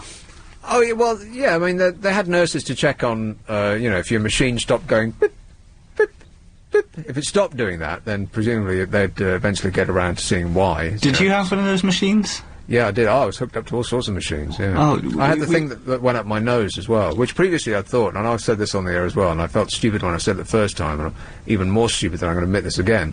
But you know the wires that you see on TV programs, somebody's lying in a hospital and they've got a wire that goes up their nose? Yeah. What do you think that is? Oxygen. See, I didn't know that. I thought that they were being fed So and the wire went through up their nose and into their stomach. What, like liquid food? How stupid am I? Well, you know, if you're in hospital, you don't want to maybe have steak or just hospital food. Actually, surely much better to. Well, I didn't know where the wire stopped. I didn't realise that it was just too little. About a centimetre long. Oh, okay. I thought that it went all the way up your nose and down your throat and into your stomach. What? And everyone's okay with this, just lying there in their beds with this device? Well, you know, the choice of you're going to get fed in hospital, and you have two choices. Do you want it fed directly into your stomach, or do you want to have to taste it before it goes down? Fair point. Exactly. So anyway, on the hour every hour, this man came around, the cleaner, right? Because obviously a message had gone round, please clean. And it was so, it was just ticking boxes, really, because if you looked up on the things that go around the beds, those curtain... rails? Yeah, the rails, the great globules of black, whatever it is, would, every time anybody walked by, would create a little wind. Great chunks of, well, I'd imagine, dead people's old skin. Oh, good. Would fall off into your face or food or whatever it was that happened to be underneath it. And meanwhile, the guy would come around with one of those sweepy things every hour and sweep more or less just around the doorway, really. All that dead skin? Well, he didn't do anything. That's the point. It looked like he was doing something. Somebody seemed to be cleaning, but there was no actual cleaning going on. Yeah. Did you not tell him, hey, you missed a bit? No, I was busy clinging on to life at the time. But you're quite right. I failed in my duties. Yeah, I feel so foolish. They're not very private, those little curtain cubicles, are they? Well, no, not at all. If you have to visit relatives, you know, you have to be aware that the person in the next bed is listening in. Yeah, or if you have to visit the loo without actually leaving the bed. Oh no. Then there is no privacy, no such thing. Because the nurses, they're very busy, and they'll come and they'll close the curtains, but they won't do it with the accuracy and completeness that I would have done had I been closing them. They'll just sort of whisk them along, and the bottom of the curtain will swoosh to meet the other curtain, but the top won't, and so the bottom then swooshes backwards, and you've got this giant embarrassment gap. Yeah, you take more care with the curtain, like in the changing rooms. In yeah, the shop. Absolutely. Yeah, you spend about 15 minutes because those curtains in changing rooms, they never actually are quite big enough for the opening that they're supposed to be closing. If you push it a little bit to the right so that no one can peek in through there, then you've got a gap over on the left. Yeah. But have you also seen the new ones? The doors. I know that they have like just half doors so that you can see over, like a saloon bar door. Yeah, so they can see your head and they can see from your knees down. They can see you taking off your own underwear to try on theirs, even though you shouldn't. Yeah, and I know it's for security reasons and everything, but it's a little bit intrusive. Yeah, exactly. Plus the cameras that they got pointing at you in there, that really shouldn't. There's a new program on Sky, starts on Saturday. Top Shop Changing Rooms. It's going to be huge. Brilliant. Brilliant. So, where's Ian, then? I don't know. Oh, come off it. You're his chum. Yeah, well, he only kind of announced it yesterday that he was off today. I knew last week. Oh, well, you know, who are you speaking to? Because I'd like to speak to that person as well. Oh, you're not in the loop? No. Doesn't he tell you? Well, because I was told that it was a secret. Like a day before? I was told he announced it on the air last night. Right. Not so much of a secret, then. Well, the thing is, it kind of just come in here, and then, you know, don't ask any questions, just do the job and then go home. Well, it sounds like a man with a grudge, Alex. What do you think? Yeah, sounds dodgy to me. Sounds like a lot of inbuilt hostility here. You try to disguise with the winning smile while he's here. Of course, while he's away, you bitch and moan and whining and complaining. Yeah, I'll cut this bit out of the podcast. Yeah. So I knew last week that he wasn't going to be here, and I was told to keep it very hush-hush. Huh. So I'm guessing either he's getting Michael Aspel, who's going to present him with a big red book, but he's too young. And This Is Your Life isn't even on TV anymore. Is it finished for good? Isn't it? Oh. I hope so. It's probably repeated on... They ran out of people anybody had ever heard of, and then they started doing military personnel, and And that would be your cue to switch off immediately. I mean, if they're not surprising someone that you ordinarily invite into your living room on your TV, then you're not really very interested, are you? Is it my imagination, or did they used to do it for, like, just regular people? What do you mean? Like, not celebrities. This is your life. Well, they usually had to have had, if they're normal people, then they would have to have had an MBE or... I mean, they wouldn't just do it for the traffic warden down the road, would they? Because that would be foolish. I don't know, because unless it's just my age, and that I didn't even know the people on it at the time. Right. Maybe that's it. Well, that would be the point of the programme, though. During the course of the programme, they would explain, usually in detail, who these people were and what they'd achieved. Okay. So that would be the point of the... I wasn't actually watching the programme. Yeah. But they just ran out of famous people who either wanted to do it or lived in this country. They just... Yeah. Plus it's a bit too... Like, who cares, really? I mean, if it's in competition with people who are whipping their boobs out and talking about their, how's your father on Big Brother House, then there's no contest, really, is it? I mean, if there's this, the scintilla of sex in the air, and they might just bonk in the jacuzzi, who's going to watch Michael Aspel talking to some retired general? Yeah. He's got no chance. Yeah, and also, it's only fun for the person involved and their family. Actually, you'd think it would be a living nightmare. I mean, would you want somebody to go through your previous life with a tooth comb and bring up all of these people that you've forgotten from school? Yeah, there's a reason you haven't contacted them. Exactly. And then Michael Aspel goes and does it for you. I know, yeah. And then you have to pretend that you're really thrilled that they're coming through the big doors. Yeah. With a giant picture of your face, blown up to about 10 foot across. Brilliant. That's the thing, All paws on show. Even with a celebrity, their family's just as boring as everyone else's. Yeah. Exactly. Having to deal with your own family is bad enough. And the rictus grin that they have to maintain throughout the entire half-hour programme when, and here's, do you recognise this voice? And they're thinking, no. Yeah. And there was a teacher they had when they were at primary school that remembers the time when they weed themselves in class, or something deeply embarrassing like that. And I'm sure it's not the people that you really want, it's just the people who they could get at the time. And who, and that weren't too expensive to bust to the studio, yeah. Exactly. I mean, and any of your real close friends who've made it to Australia, they won't be appearing on the show, no. Oh, no. I'll just be on the phone.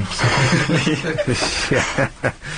So we don't know where Ian is. I can't believe that he just ups and leaves without telling you where he's going. Well, I meant to ask last night, because he announced it yesterday, and I meant to ask him before he left last night, but I just ran out of time. So literally, I mean, the people that listen to Ian's show all the time, they imagine that, you know, everyone that's got anything to do with the show, they're all best of chums, and they hang out with each other and actually converse with each other off the air as well as on. But they know him just as well as you do. Yeah.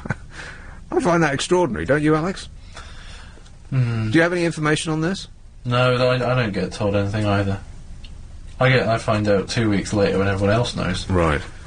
So what did he say on the air? Just, I'm not going to be here, and Jeremy Paxman is going to be here, or who was it he said he was going to be? I think Richard Littlejohn was supposed to be here tonight. Yeah. Hmm. Unfortunately, he was detained. Too right wing. Oh.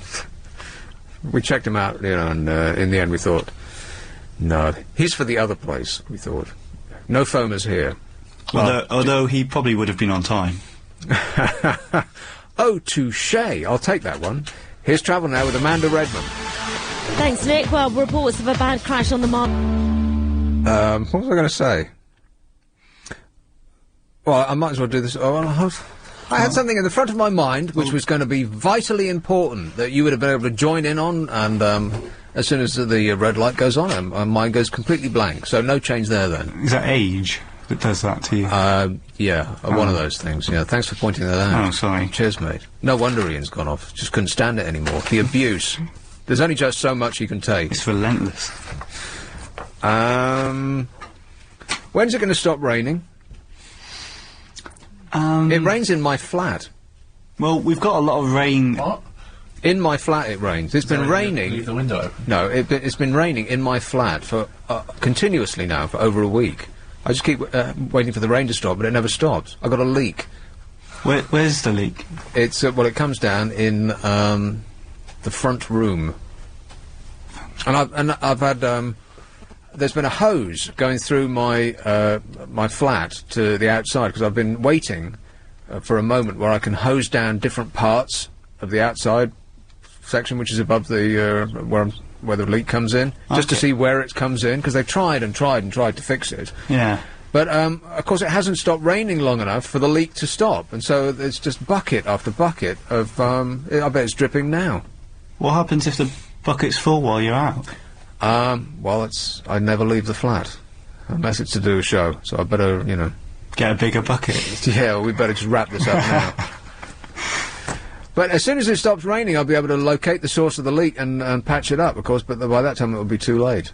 What, you do it yourself? Well, no, but they've tried so many times, they've patched up so many different bits of the outside part where it comes in that we just give up now. Maybe it's coming from someone else's flat. No, that's impossible. Oh. You're the top. I am the tops. But you know that in America they just had the coldest April for 113 years? Really? Yeah, that's actually true. Well, we've just had the warmest April for like 2,000 years. Yeah, but America's bigger than we are.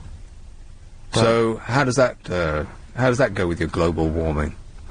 And what is this thing that Ken was calling us from New York and saying that now they're going to have they're going to retrofit every building in London with energy-saving device. How the hell are they going to do that? No way they're going to do that. Energy-saving Not what? a chance. Light bulbs. Well, I think they're going to go further than that, aren't they? He said, because I was listening to him on the news as I was coming in. He said the light bulbs thing, and they're going to fix energy, high energy use air conditioning. Yeah. And they're going to put insulation in there's just no way they're going to do it. Every building in London, that's an impossible task. I mean, even every official building in London, that's a massive ask. How are they going to do that? Where'd you start? Well, exactly. It just sounds like stuff that they've just made. Oh, we're really on top of it now. Don't worry. And they said that the result would be a 10% drop in our CO2 emissions, and for which you'd have to say, big deal, because China will negate any gain we get in about the next 3 hours. The rate that they're growing. Ditto India. So I don't know. I thought that was a bit comical, really, but they seem serious. So every little counts. Do you think Ken really thinks in his mind that that's going to make a difference? Does he really think, oh yes, I'm being very... Well, I'm very sort of sceptical about the whole global war. Much as I feel about God, sceptical. But there's bits of me that believe and think that people who actually believe in God and are very religious and go to church and so on, they turn out in tests to be happier than the rest of us because they're more certain about their future, and there's fewer life decisions that they have to make because it's all mapped out for them. All the big decisions have been written down. Been made. Yeah, they've been written down for them. So they're less lost than the rest of us. So there's something to that, So while I don't follow any myself, I do understand that it can make you feel better, and etc. and so on. I feel the same way about this whole global warming thing. On the one hand, I think it doesn't make the slightest bit of difference. I mean, the Earth is so gigantically huge that really, what difference can we make now? And if we've screwed it up already, with China and India and everyone's going to get a flat screen TV which will suck up 10 times as much power as your tiny little cathode ray tube. Does it? Apparently so, yeah. Oh no. Yeah, it's and all these electronic gadgets. There's ever more of them, and they'll need ever more power, and they'll all want to be on standby. So basically, there's nothing that we can do if we've already screwed the planet up to reverse it now, unless we go back to being Stone Age people. And there's too many of us for that. But the thing is, the planet... I always think that the planet will correct itself. Well, quite possibly, yes. And I also think that, it's a giant organism, and we used to be under a mile of ice where we're sitting right now, and so on. But the other part of me thinks we should actually do everything we can, because it doesn't make any sense to just charge forward, burning up fossil fuel and, laying waste to the planet at the rate that we're doing, because that's crazy.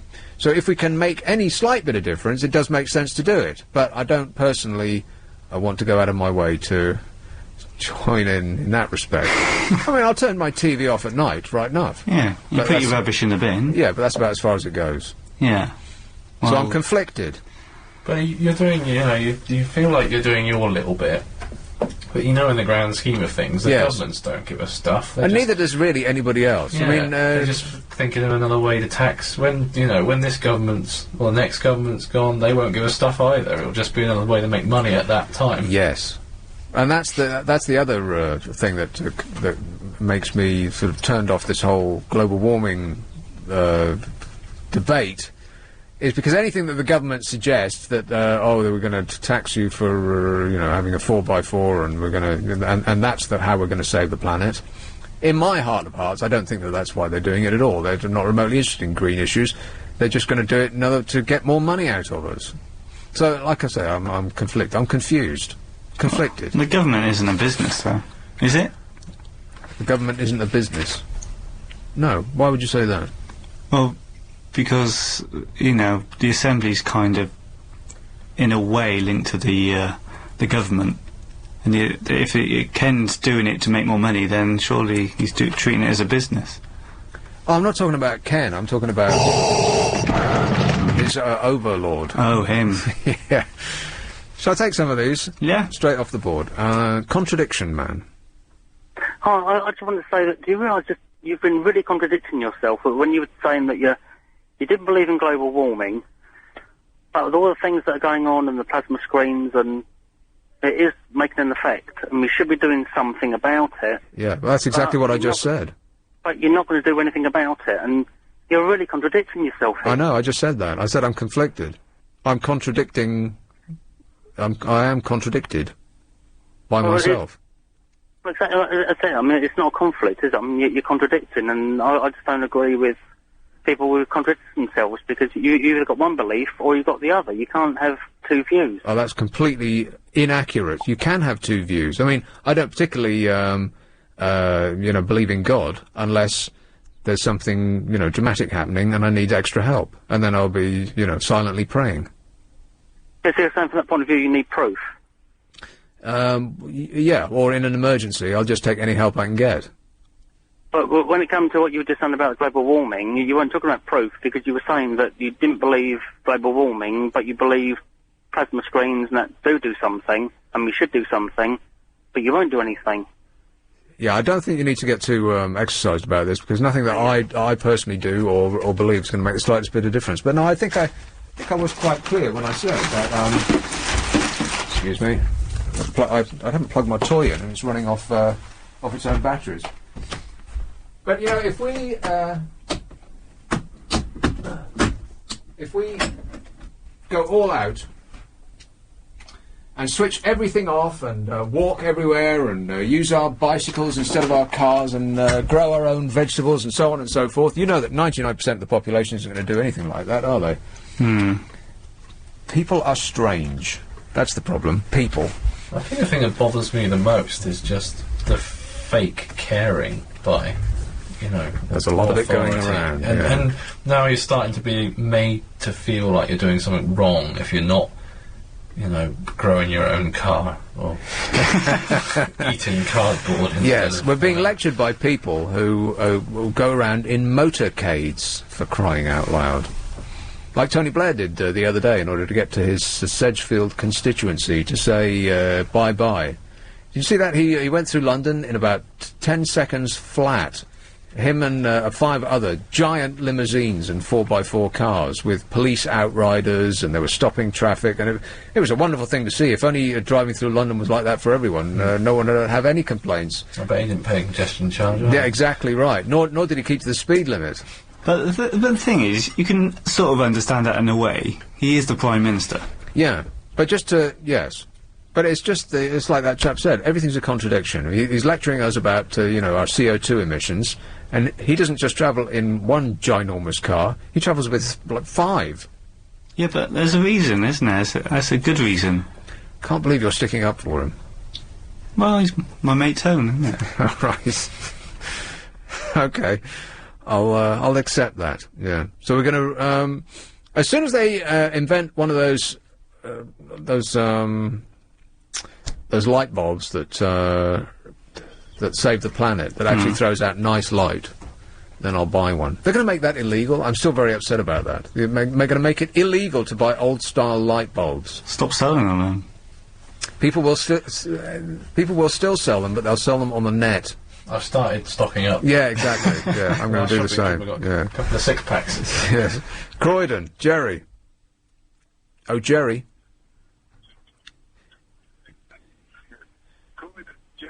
Mobile phones. Hello? They're great, aren't they? Yes, Jerry. This is my favourite call so far. And he's dead. Or got hung up, or, you know, one of the two. We'll send an ambulance to the scene and see if we can't resuscitate him for the next hour, or someone else's show. But yeah, someone else's show.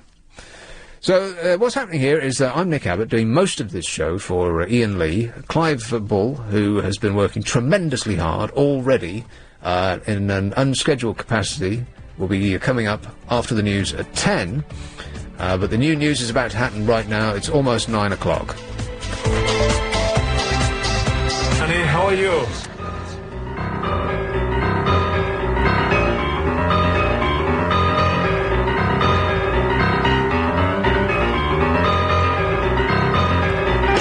Fancy 3 nights on the beautiful Shetland Islands, just 90 minutes away from London Stansted. Is that really all it takes? 90 minutes from Stansted? That's nothing at all. And of course, Stansted is a great airport to fly from, because not only does it look fantastic, there's no one ever there.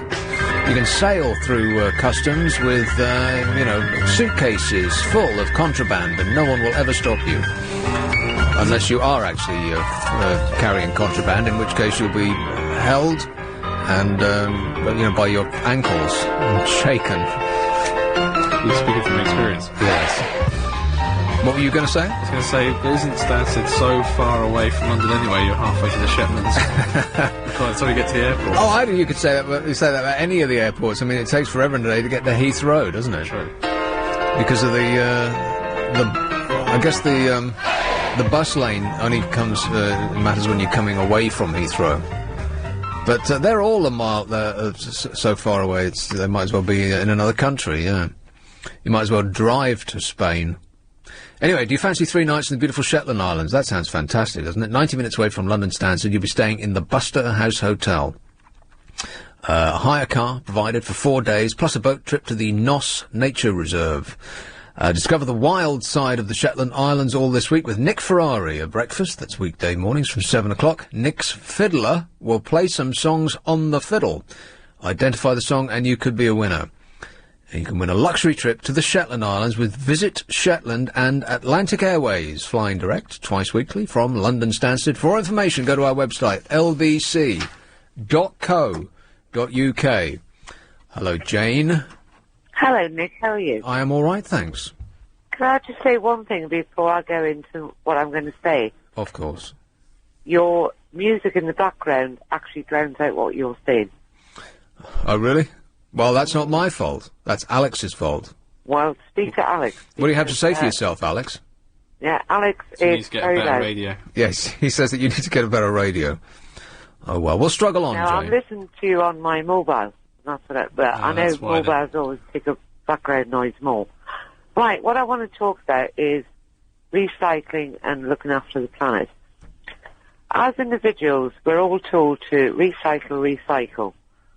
I work for a hospital, which I used to work somewhere that I know about copyright. I'm not actually going to say where I work.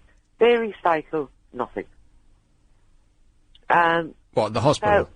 So, What? Right. Body parts? So, and we've got Barclays Bank. I live in Canary Wharf. We've got Barclays Bank, HSBC. How much do they recycle? What I recycle will do nothing for the planet. And that's what they have to target, is big companies. Well, see, that's what I say. But, of course, people... the other argument is, if we all did something, then it would make a massive difference. Yes, to an extent, Nick, but I'm looking... I live on a marina. I'm very fortunate. I live on a boat. I love it. You live on a boat? Yes, and I'm looking at Barclays and HSBC Bank. I'm thinking, How much do they recycle? Well, we don't know. I mean, you're saying that like they don't recycle anything at all. Maybe they're ahead of the game in that respect. We've got no idea, particularly... Well, I know my hospital doesn't. Right. Well, what can I say? You want to have a word with the Director General, whatever his name is? I will. All right. Good work, Jane. Okay, Thanks a lot. Ta-ta. Bye. Lives on a boat, eh? I'd always fancied... Well, actually, no. No. Come to think of it, I'd never fancied living on a boat. No, that must be somebody else I'm thinking of. Oakwood. Oh, Lorraine. Hi. Hey, Lorraine. Hello, Ian. No, Sorry, Ian's not here. That's all right. I'm so used to listening to him. I just want to say, I sometimes I think that we as human beings forget that we're part of nature. We always think of ourselves as apart from it. Yeah. And we're not. I mean, we're all part of the same thing, and it's all interlinked. And, you know, when something goes out of sync somewhere, nature, the rest of nature will pull itself back. And I think that's just perhaps the way the planet's reacting to, you know. Well, yeah, I mean... We're getting so-called global warming. Yeah, so-called. I mean, there's no actual evidence of it, because like I said, and I don't want to do a whole hour on global warming now, but... I agree with you, yeah. But the evidence they're saying is that it's getting hotter all the time. But like I just said, America just had its coldest April in 113 years. It might well have done it anyway. I mean, we don't really Yeah, know exactly, that. yeah. I mean, there are a whole lot of things that we can do, like recycling our rubbish, and half the city could put its lights off, half the boroughs have their... Yeah, that's true enough, yeah. During the day, and that's sort of, you know, just little things, but that doesn't necessarily mean that, you know, we are causing it all. Nature will pull itself back. I mean, the whole of us, all of us together. Otherwise, you know, we'll just blow up and... Well, eventually, of course, we are going to blow up. The sun... Well, it's true. It's true. The sun will explode and take us with it. Yeah, probably, but hopefully by that time you and I might be well past it. Yeah, hopefully, yes. And if not, then I hope I've got grandstand seats. Oh, you didn't take a U-turn, did you? Well, no, I didn't. You're telling Porky's you just didn't want to come onto Ian's show, did you? No, I did. I was scared of his callers. I was busting a gut trying to get here. Yeah. Thanks a lot, Lorraine. Right, well, have a good show. Cheers, my dear. Right, bye. Ta-ta. That was my agent. Can you believe it? So, Banksy's in the news again. It seems like not a day goes by without Banksy being in the news again. And people are spending hundreds of thousands of pounds on his original art. People are trying to chip bits of graffiti that he's done off buildings and taking much of the building with them. And you're not succeeding because buildings weren't meant to come away in pieces. And I just don't really understand the whole thing with Banksy. I mean, there doesn't seem to be anything to it. It's all stencil. He just puts a stencil up against the wall and sprays a can through it, and that's it. It must take him about 10 seconds. And that's worth 200 grand. Does he actually sell it, then? Yeah. Any of his work? Yes, absolutely, yeah. He's got a posh West End gallery, I'm sure he does, who is his agent, you know. I thought no one knows who he is, or what... Well, supposedly that's true, yeah. I'm sure the gallery knows who he is, but his identity remains a mystery, yeah, which is part of that whole mystical thing about Banksy. I mean, that's his calling card, just in the same way that Andy McNabb, ex-SAS hero, his calling card is the black silhouette. We still are supposed to not know who he is. Well, we'll never know who Banksy is, because if you were driving, you know, late at night and you saw this man spray painting a wall... You'd think he was a hoolie. Exactly. Yeah. Which, in effect, he is, because... Yeah, surely it's not... I mean, I've seen graffiti artists who seem to be more talented than Banksy, because like I said, all he does is he puts a what do you call them? Stencil? Stencil up against the wall and then spray paints it. Where's the ability in that? I mean, coming up with the idea in the first place, I suppose so, but I mean, putting a smiley face on a policeman, is that worth 200 grand? I don't know, I bet you wish you did it, though. Well, yes, there's another £1 million idea I didn't have. Yeah, sickening, isn't it? Have I spoken to Lorraine already? Yes, you have. Yeah, I have, right, okay. Yeah, these £1 million ideas just seem to pass you by, don't they? I know, it's very depressing, and every day another one, and you think, oh, damn it, you think. Another one goes by. Haven't you come up with, like, an original TV idea yet, or... Is there a concept that hasn't been done? You think of TV ideas and you think, no, that's just silly, that'll never get on. And then you turn the TV on the next day and they've got celebrity cake making or, you know, whatever the hell it might be that day. Like that list from Alan Partridge where he's reeling off, you know, ridiculous TV ideas to the pretend boss of the BBC to try and get a second series, to get himself back on the television. You know, and he's doing things like cooking in prison, monkey tennis, and it sounds absolutely ridiculous there. That now these things are actually being made. Yeah. Have you seen that one on ITV, Soap Star Super Chef? Oh my God. Yeah, I know. Soap Star Super Chef. Yeah. So this sounds like a very complicated pitch. Well, it's like an. We'll get soap stars. Yeah. And we'll have them cook against each other. Oh, brilliant! Here's £10 million. Go and make that for me. Yeah, it's just very irritating, isn't it? Yeah. Do you think they sit in the pub and they just come up with the names, and then they have to make the programme fit around that? The perfect example of that is Victoria's Empire, as in Queen Victoria's Empire, and they had to get Victoria Wood to go and do it because her name's Victoria. Brilliant. So they came up with the name for a show, and then they just based the show around it. It's I give up on TV. Actually, that's not true. TV is my life. I just wished it was a little better, that's all. I just wish that we produced better programmes. All of the programmes that we've got that are any good now are American knockoffs.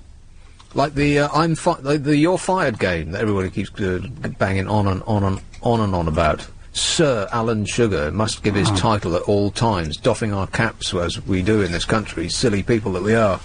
Anyway, I've got to go now. Stop ranting about television. This is LBC. Here's Travel Now with Amanda Redmond. Thanks very much, Nick. Well, looking much...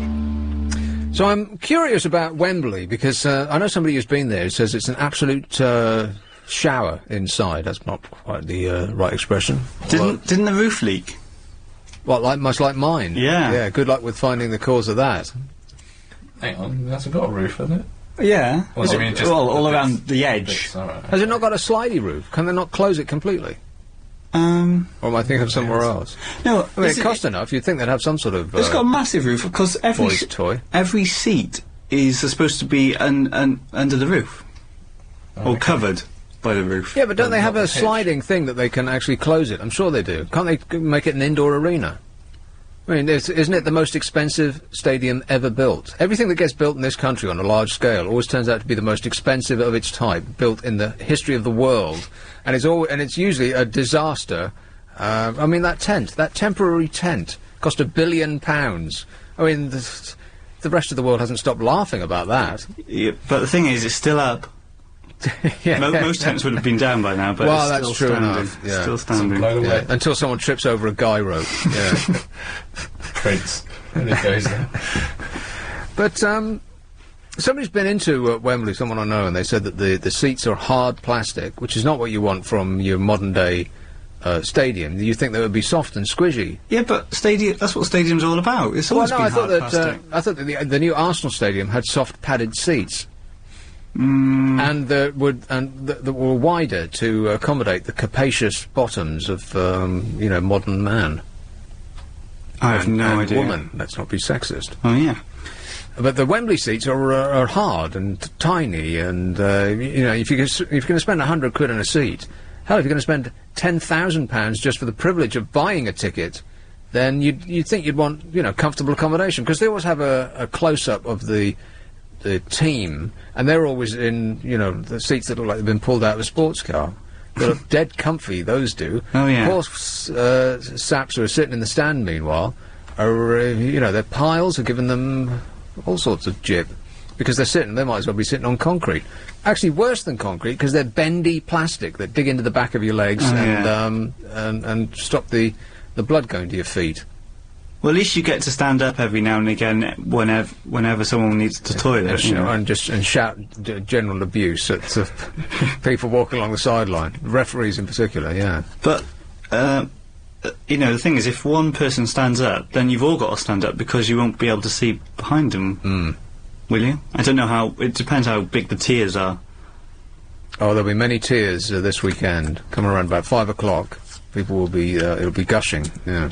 Just the whole area around Wembley as well, a nightmare to get to and get in and get out of. No matter what, I went to one gig at the arena there, and that was bad enough. Just the amount of people. Well, they got a new tube station there, which looks fantastic from the outside. I've got no idea what it's like on the inside, but it's one of these new tube stations that is built. Looks like it's been built by a top architect. Oh, it looks great. So arriving and leaving might be okay. But then, of course, during the middle part, you'll actually be in Wembley. So it's very exciting. Very exciting. I bet you've been more interested in Jose's dog thing this week. Can you believe that Jose Mourinho has got a dog that looks like that? I didn't even see the dog. That's about the girliest looking dog I've ever seen in my life. Not even Paris Hilton would be walking around with a dog like that. Not even in her handbag. What type of dog is it? It's isn't it a Yorkshire? But that implies a sort of a masculine type of dog. But this thing has got a bow in its hair. No. Yeah, it's got a bow it's on top of its little head. Oh. Don't mention that to Lucy. Never heard the end of it. I couldn't believe that that's the sort of dog he had. You'd think he'd have some sort of masculine man's dog. Well, maybe it's his wife's dog. Well, even so, as for the man in the family, you'd think he'd put his foot down. That's just to have a little yappy. I mean, you know, he lives in the middle of town. He lives in poshest Belgravia, doesn't he? In one of those Muse places. Like a townhouse type thing. So there's probably no garden. Yeah, so it's kind of a massive dog, couldn't you? Well, I suppose so, but then you shouldn't really have any dog at all, because isn't that cruel? Keeping a... It's like a handbag dog, really. It's for a dog to carry under your arm. That's a fashion accessory. They do that? Little snappy, yappy thing. I can't believe that he's got a dog like that. I'd be embarrassed. I'd pretend that it wasn't mine. Nothing to do with me. Because his picture's going to be in the paper. And so he left this function that he was at to go and remonstrate with the arm of the law. Mm-hmm. And they arrested him because he supposedly was refusing to cooperate. Right. But we don't know that. Yeah, we don't know that at all. Right. He went into the back, and then suddenly he said, "Excuse me, I've got to take a phone call," something like that. And then mysteriously, his dog disappeared. It's strange, isn't it? It is strange. Because that was exactly what they were coming to pick up in the first place. And so he disappears for a moment, and then his dog's gone. Hang on, what did the dog do in the first place? Just yelped at someone passing by. It didn't have the proper bow in his head. Yeah, that's right. Regulations. Yeah. Colour. He probably takes the bow out if he's going to take it for a walk, though, isn't he? I bet that he doesn't take it for a walk, because no man would... Not even Graham Norton would want to be seen in public with a dog like that. It's just too embarrassing. Oh, that's not fair on the dog, though. The They don't even need walking, do they? Is that why people get them? Because they don't. They just carry them around and then let them run around the house like a cat. Yeah, or you could just switch it off and put it in the cupboard. Or just get a treadmill. Yes. No, it didn't have the requisite passport or something that dogs had to have when they come in this country, but they didn't realise that the dog wasn't brought from abroad. He didn't bring it with him from Portugal. I don't think they have anything that effeminate in Portugal. Only in this country can you buy a dog that looks like something that should be hanging off a woman's charm bracelet. Oh. Silliest looking thing you've ever seen in your life. How about Feltham? Imran. Hello. Yes, sir. Is this Ian Lee? Well, it's Ian Lee's show. Ian Lee is unavailable. Would you like to call back? What are you talking about tonight? Chris, what are we talking about tonight? We've covered all sorts of things. Wembley? Yeah, we've covered Wembley, we've covered traffic, we've covered U-turns, we've covered global warming, we've covered, rain. Hospital gowns that don't meet at the front. We've covered, leaky roofs. What else? TV programs in America. This Is Your Life. Yeah, there's no end of things we've talked about. It'd be easier to talk about the things we haven't talked about. Oh, right. Jump in any time, Imran. Okay, that would be great. Yeah, I don't have anything on my mind at the moment, but, Well, I'm glad you called. None of those topics appeal, eh? Right, is it cause and topic of your choice? Yeah, pretty much, yeah. I don't spread rules around. Right. So what's the first thing that comes to mind when I say, Imran? I've got no idea. I'm not going to lead the witness. What's on your mind, Imran? Nothing at all. Well, I just done a performance at my college. Really? Yeah, I did the Oedipus plays. You did the Oedipus plays? Yeah, it's a ancient Greek play. Right. I was playing a pretty nasty character in that. A mother lover? No, I was actually saying the line Mother Maria. I was playing Big Man of Colonist. Because communication does seem to be your forte, so how did that go? It was positive feedback on my performance. Right. And in what sense? How did this feedback manifest itself? Well, it did, Bursts of applause? Cheering all round? A standing ovation? yeah, probably cheering all round. Something like that? Something like that, yeah. Right. A bit of grinning, trying to, Grinning? Well, it's always nice to get a grin every now and again, isn't it? Oh, yeah, but then you got to concentrate on what you're doing, yeah. But I don't think it's they aren't plays that would elicit laughter, really, are they? Yeah, well, they're young teenagers, you know what they're like, aren't they? They can't help themselves. Yeah, they can't help themselves. Right. They were probably thinking about something other than the play. And they started thinking, I am actually Big Man of Colonist, and they started saying, oh, you bad boy. They were probably sharing videos of each other falling off their skateboard on their little mobile phone. They probably weren't paying any attention to what you were doing. I wouldn't take any standing ovation from them as an indication of your performance, but they probably weren't even paying attention. Yeah, they're actually banned from taking photos or videos on their telephones in the theatre. Right. Right, so... So that's that. Well, that was an excellent call, Imran. You certainly have sorted a lot of things out for us. All right. You take it easy. This is LBC. Tired of being awake, right? Come on, we're running late! So one of the things I was... no one's actually been to Wembley that listens to the show, apparently, or that wants to admit to having been there, because they opened it for a brief weekend there, didn't they, when they first got the OK from the building company that it was safe for people to wander around. And they, a lot of locals went in just for a day out, basically.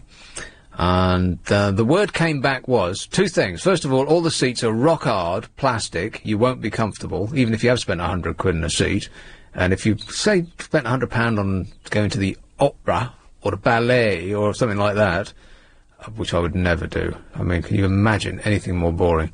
But you would think that you would be At least it'd be comfy. Yes, exactly right. You'd be warm, you'd be air-conditioned, it would be comfortable, yeah. But outside, well, at least it would be air-conditioned. At least they have that. And the other thing is, how much stuff costs there.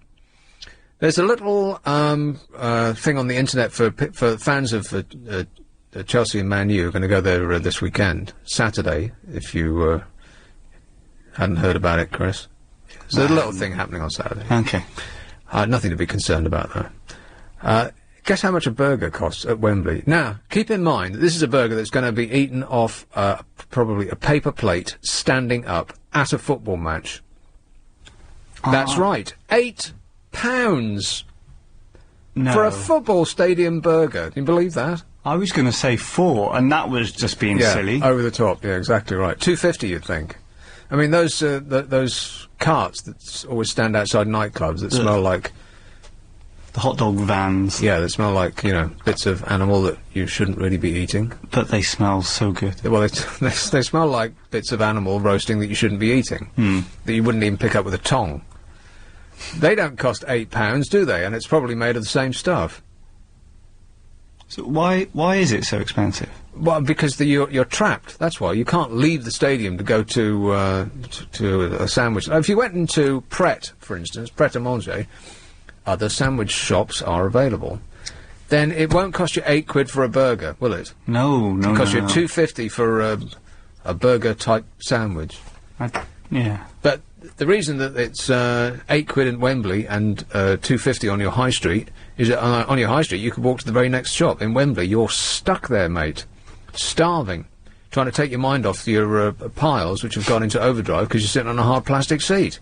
Don't forget your wallet, then. Touching knees with the sweaty oik that's next to you. Trying not to, you know, to make out that you're actually enjoying the experience. So if you go into Wembley on Saturday, remember your wallet and remember a cushion. Yes. Exactly right. Vicky. Hello?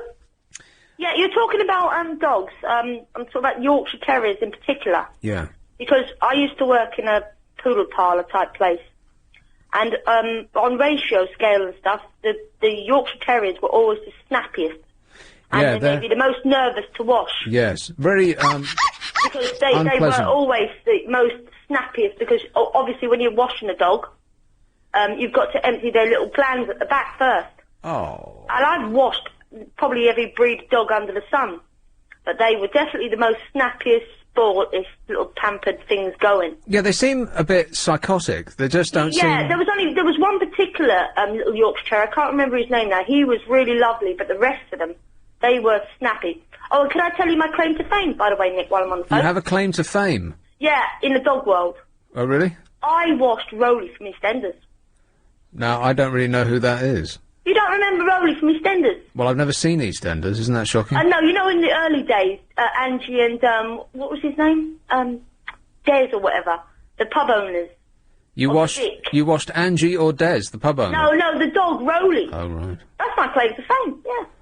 But anyway, yeah, to be honest with you, I've washed Hungarian Poolies, Bull Mastiffs, Staffordshires. None of them turn on you like a Yorkshire Terrier would. Well, you know, when you walk through a park, I mean, I'm naturally concerned about the devil dogs, the dogs that just seem to be a giant mouth on legs. I mean, you're worried about them, because if they sink their teeth into you, you'll never run the mile again. Exactly, but it's like a vet once told me, I once brought the kid's hamster into the vet, and she didn't want to touch the hamster, because once you're bitten, that's it, you're twice shy. Yes. So, like, they didn't want to touch the hamster because once bitten, twice shy. So even in just a tiny little mite of a thing like a Yorkshire Terrier, I mean, personally, I prefer to get bitten by a Yorkshire Terrier than like a Bull Mastiff or something. Well, yeah, obviously. I mean, if it was a choice, yeah. Little sport brats.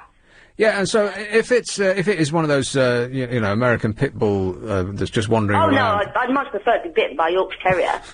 Then I'm concerned about them, but no other dogs in between... apart from those tiny little yappy dogs, because you think, well, I'm just going to continue to walk, and I'm not going to break my pace or look like I'm worried or make eye contact with this little ball of fur and teeth. Yeah, that's true. But I'm concerned because they're so small. Like a medium-sized dog is going to come up for your arm or your face or something like that. So you've got a chance to fight it off because it's more or less on your level. But a tiny little thing like that's just going to start biting your Achilles heel. And that's part of my body that I'm very concerned about. I don't know why. It's you know, I thought their character was quite, in a way, sort of endearing. Because there is no real obvious threat. I mean, you can just smack the little thing and it'll go yelping down the road, you know what I mean? But a pit bull or one of them. But I must admit, though, all those dogs were well behaved, considering that you had to empty their glands, then wash them. Yeah, you said that twice. I was really upset the first time you said that, and now you've said it again.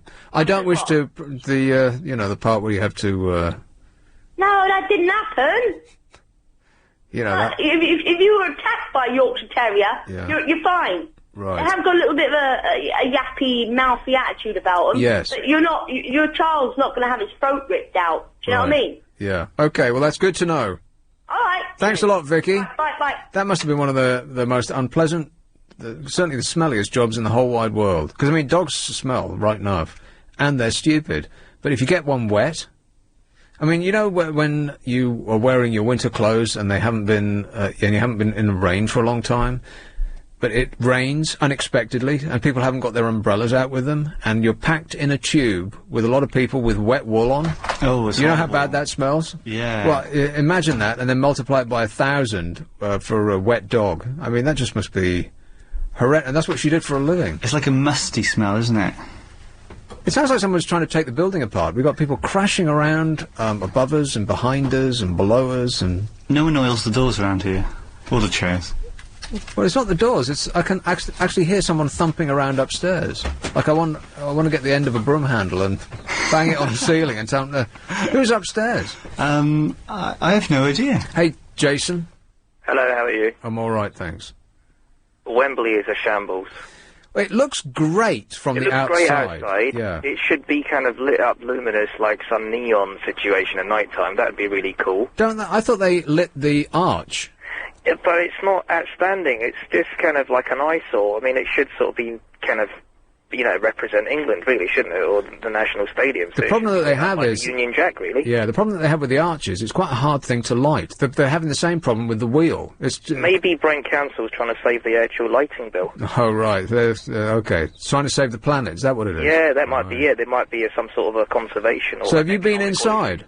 Yeah, I had a friend who lives in the local area, and they were like 3 members of the family, or you had 3 people per household who could actually attend, just for like the trialing. Right. And you paid a tenner each. Yeah. And we went up. Hang on, there's a fire engine going past. One second.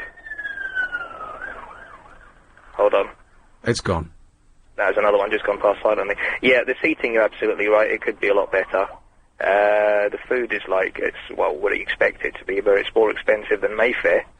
So you went in, and what was the first... Bottles of Coke were £2.50. Right. And my first impression was... Yeah, that's what I'm saying. What's the first impression? Well, I've got the cost on my mind, and apparently it cost about £1 million, and I thought it would be some wow experience, but it really £1 million? No, $1 billion.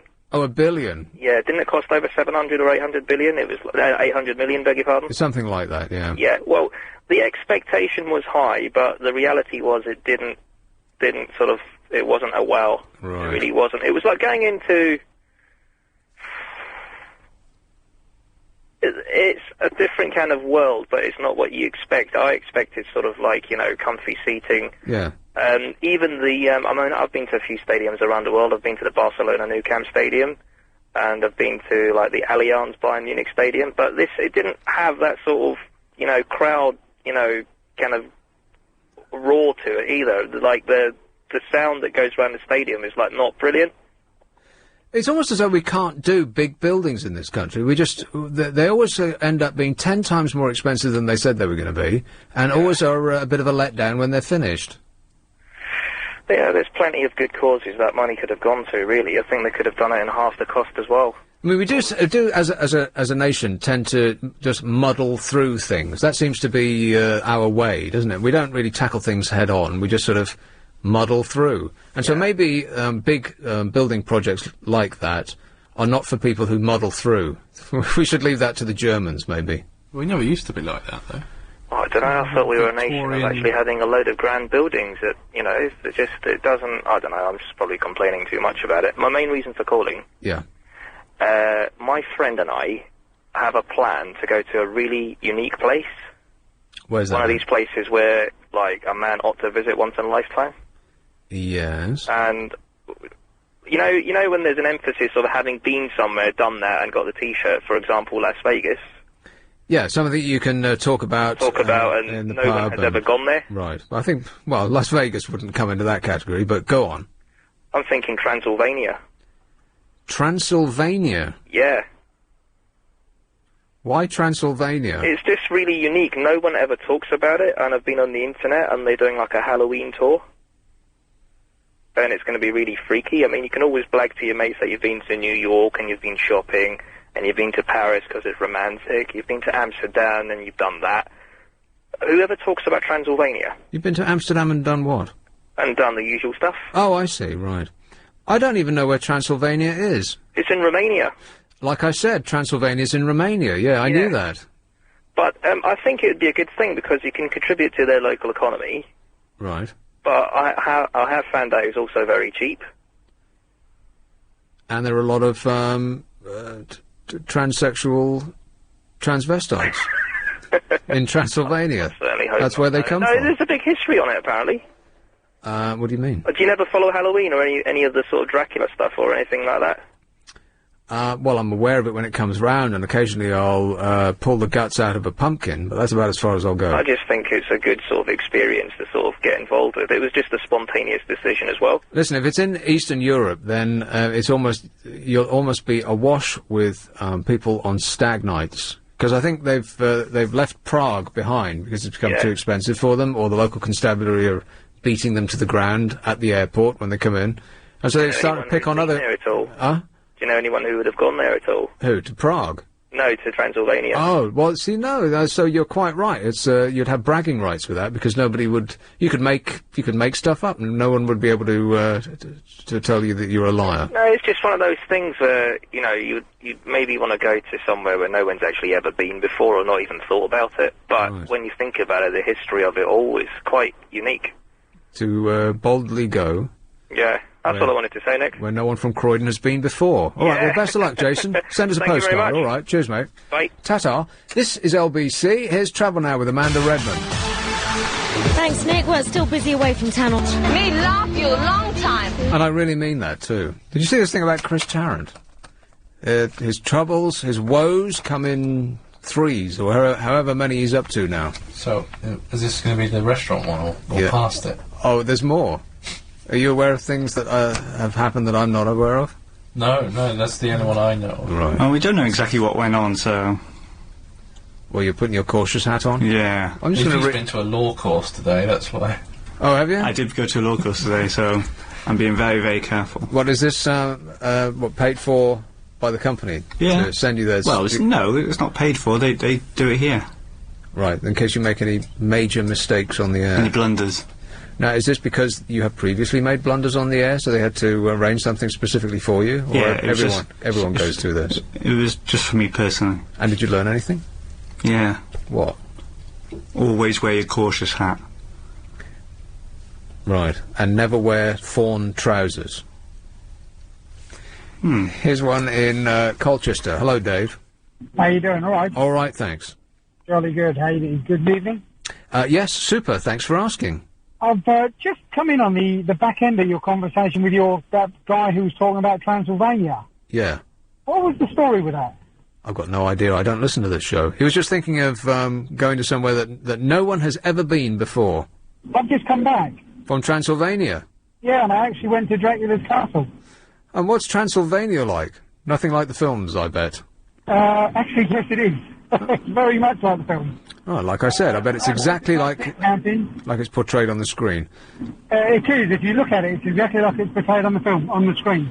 So there's lots of wenches walking around with their bosoms bursting out of their corsets? Not quite to that extreme, but the people are very, very friendly there. And the castle itself is amazing, especially the story that goes with it. It's surrounded by snow-peaked mountains and everything. They're friendly, of course, until they bite chunks out of your neck. At that point, not so much. And so, do you recommend it as a place to go? Is it beautiful? Highly. Don't go in with any preconceived ideas. You're going to have an absolutely fantastic time, sunshine and beaches and all that, because it's not. What's the food like? Just the experience. The food is fantastic. Is it? It is absolutely fantastic, because I'm one of these people, I will try cuisine from anywhere. And I was not disappointed with anything I tried when I was there. Well, no offence to Eastern Europe, but cuisine is perhaps not a word that I would have associated with them. I think that's a bit too posh. It's French, in fact. Food, I would have said. You know, nourishment, perhaps. Cuisine, not so much. But they do have their own recipes and their own menus. And some of the things they make are so different to what you would have here as a normal rule of thumb. Yeah, head of bat, eye of frog, that sort of thing. But it was absolutely fantastic. It's an experience I plan to do again and again. Huh. And cheap, I bet. Oh, God, cheap is an understatement. I actually checked my my statement today, because you can use credit cards over there and you get no charge on commission for certain banks. Right. So if you use your debit cards. And I actually checked my bank statement today, and the money I was taking out of cash machines and spending was next to nothing. I mean, I filled the car up for £13. And that's just an example of how cheap it is over there. Huh. Well, I'll put it on my list. I should. It seriously is a fantastic place to go to. Just for the experience and just to see what the culture is like in itself. Right. It's nothing else. All right, well, that's good. Thanks a lot, Dave. No worries. You have a good evening. Cheers, mate. Ta-ta. Take care. Bye-bye. You ever been anywhere like that? No. The thing is, they're all calling in about places, like, really far away. Have you actually taken time to explore this country at all? Chris, where did you think Transylvania was again? I thought it was, like, in New Zealand or something. Well, no, that's Tassie. That's Tasmania. Because that's where my mind went when I saw it on the screen. I thought, Transylvania, and I'm thinking Tasmania. No, It's an that's easy not- mistake. Yeah. Right. C. Oh, I feel Yeah. so superior. Well, I thought of a solution to the stadium kind of thing. What thing? The hard seats and the burgers. Oh yeah. Just take the burger out of the buns. Attach the buns to your buns. Yeah, just buy a couple of burgers before you go in. Stick them in one in each back pocket.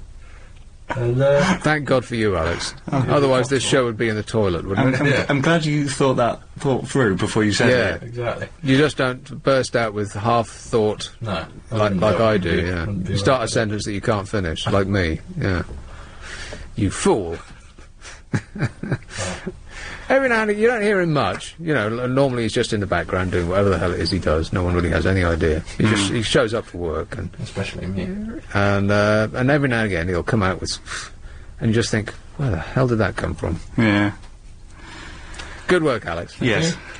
But what I was saying was, have you actually ever, like, been to places around Britain and stuff like that? I have, yeah. Have you? Well, I went to Blackpool. That was an event. I've been on holiday to the very north of Scotland, like almost as far north as you can go. The beaches up there are incredible. Fine, sandy. There's no one on them because they're mostly covered in snow. What? And the wind could, you know, blow your eyebrows off.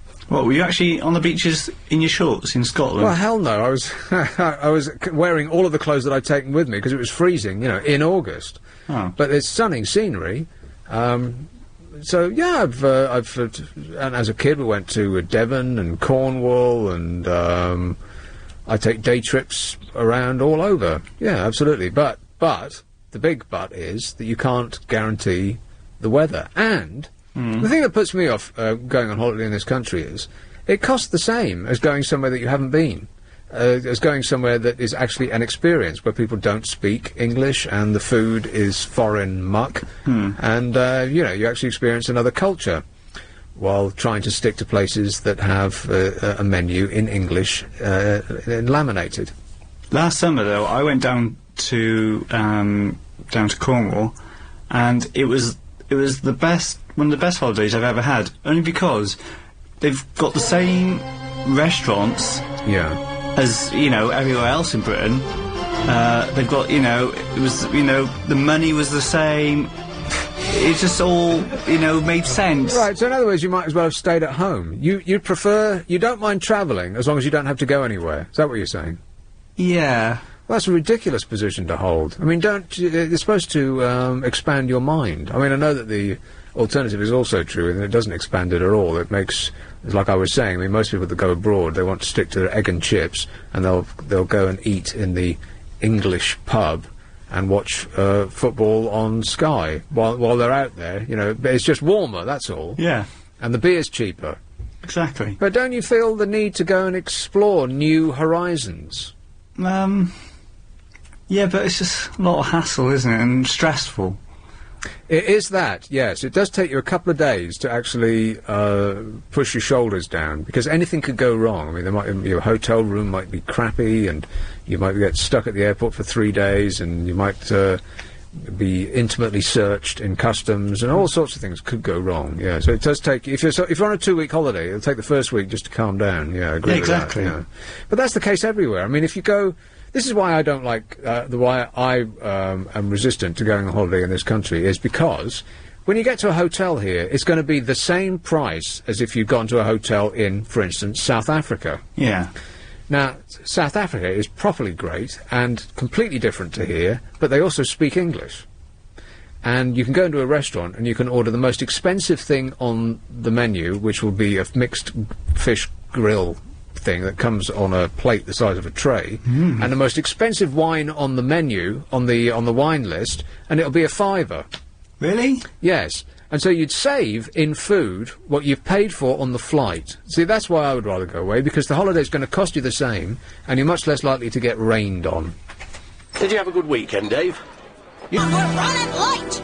Yes, and we're never late on this programme.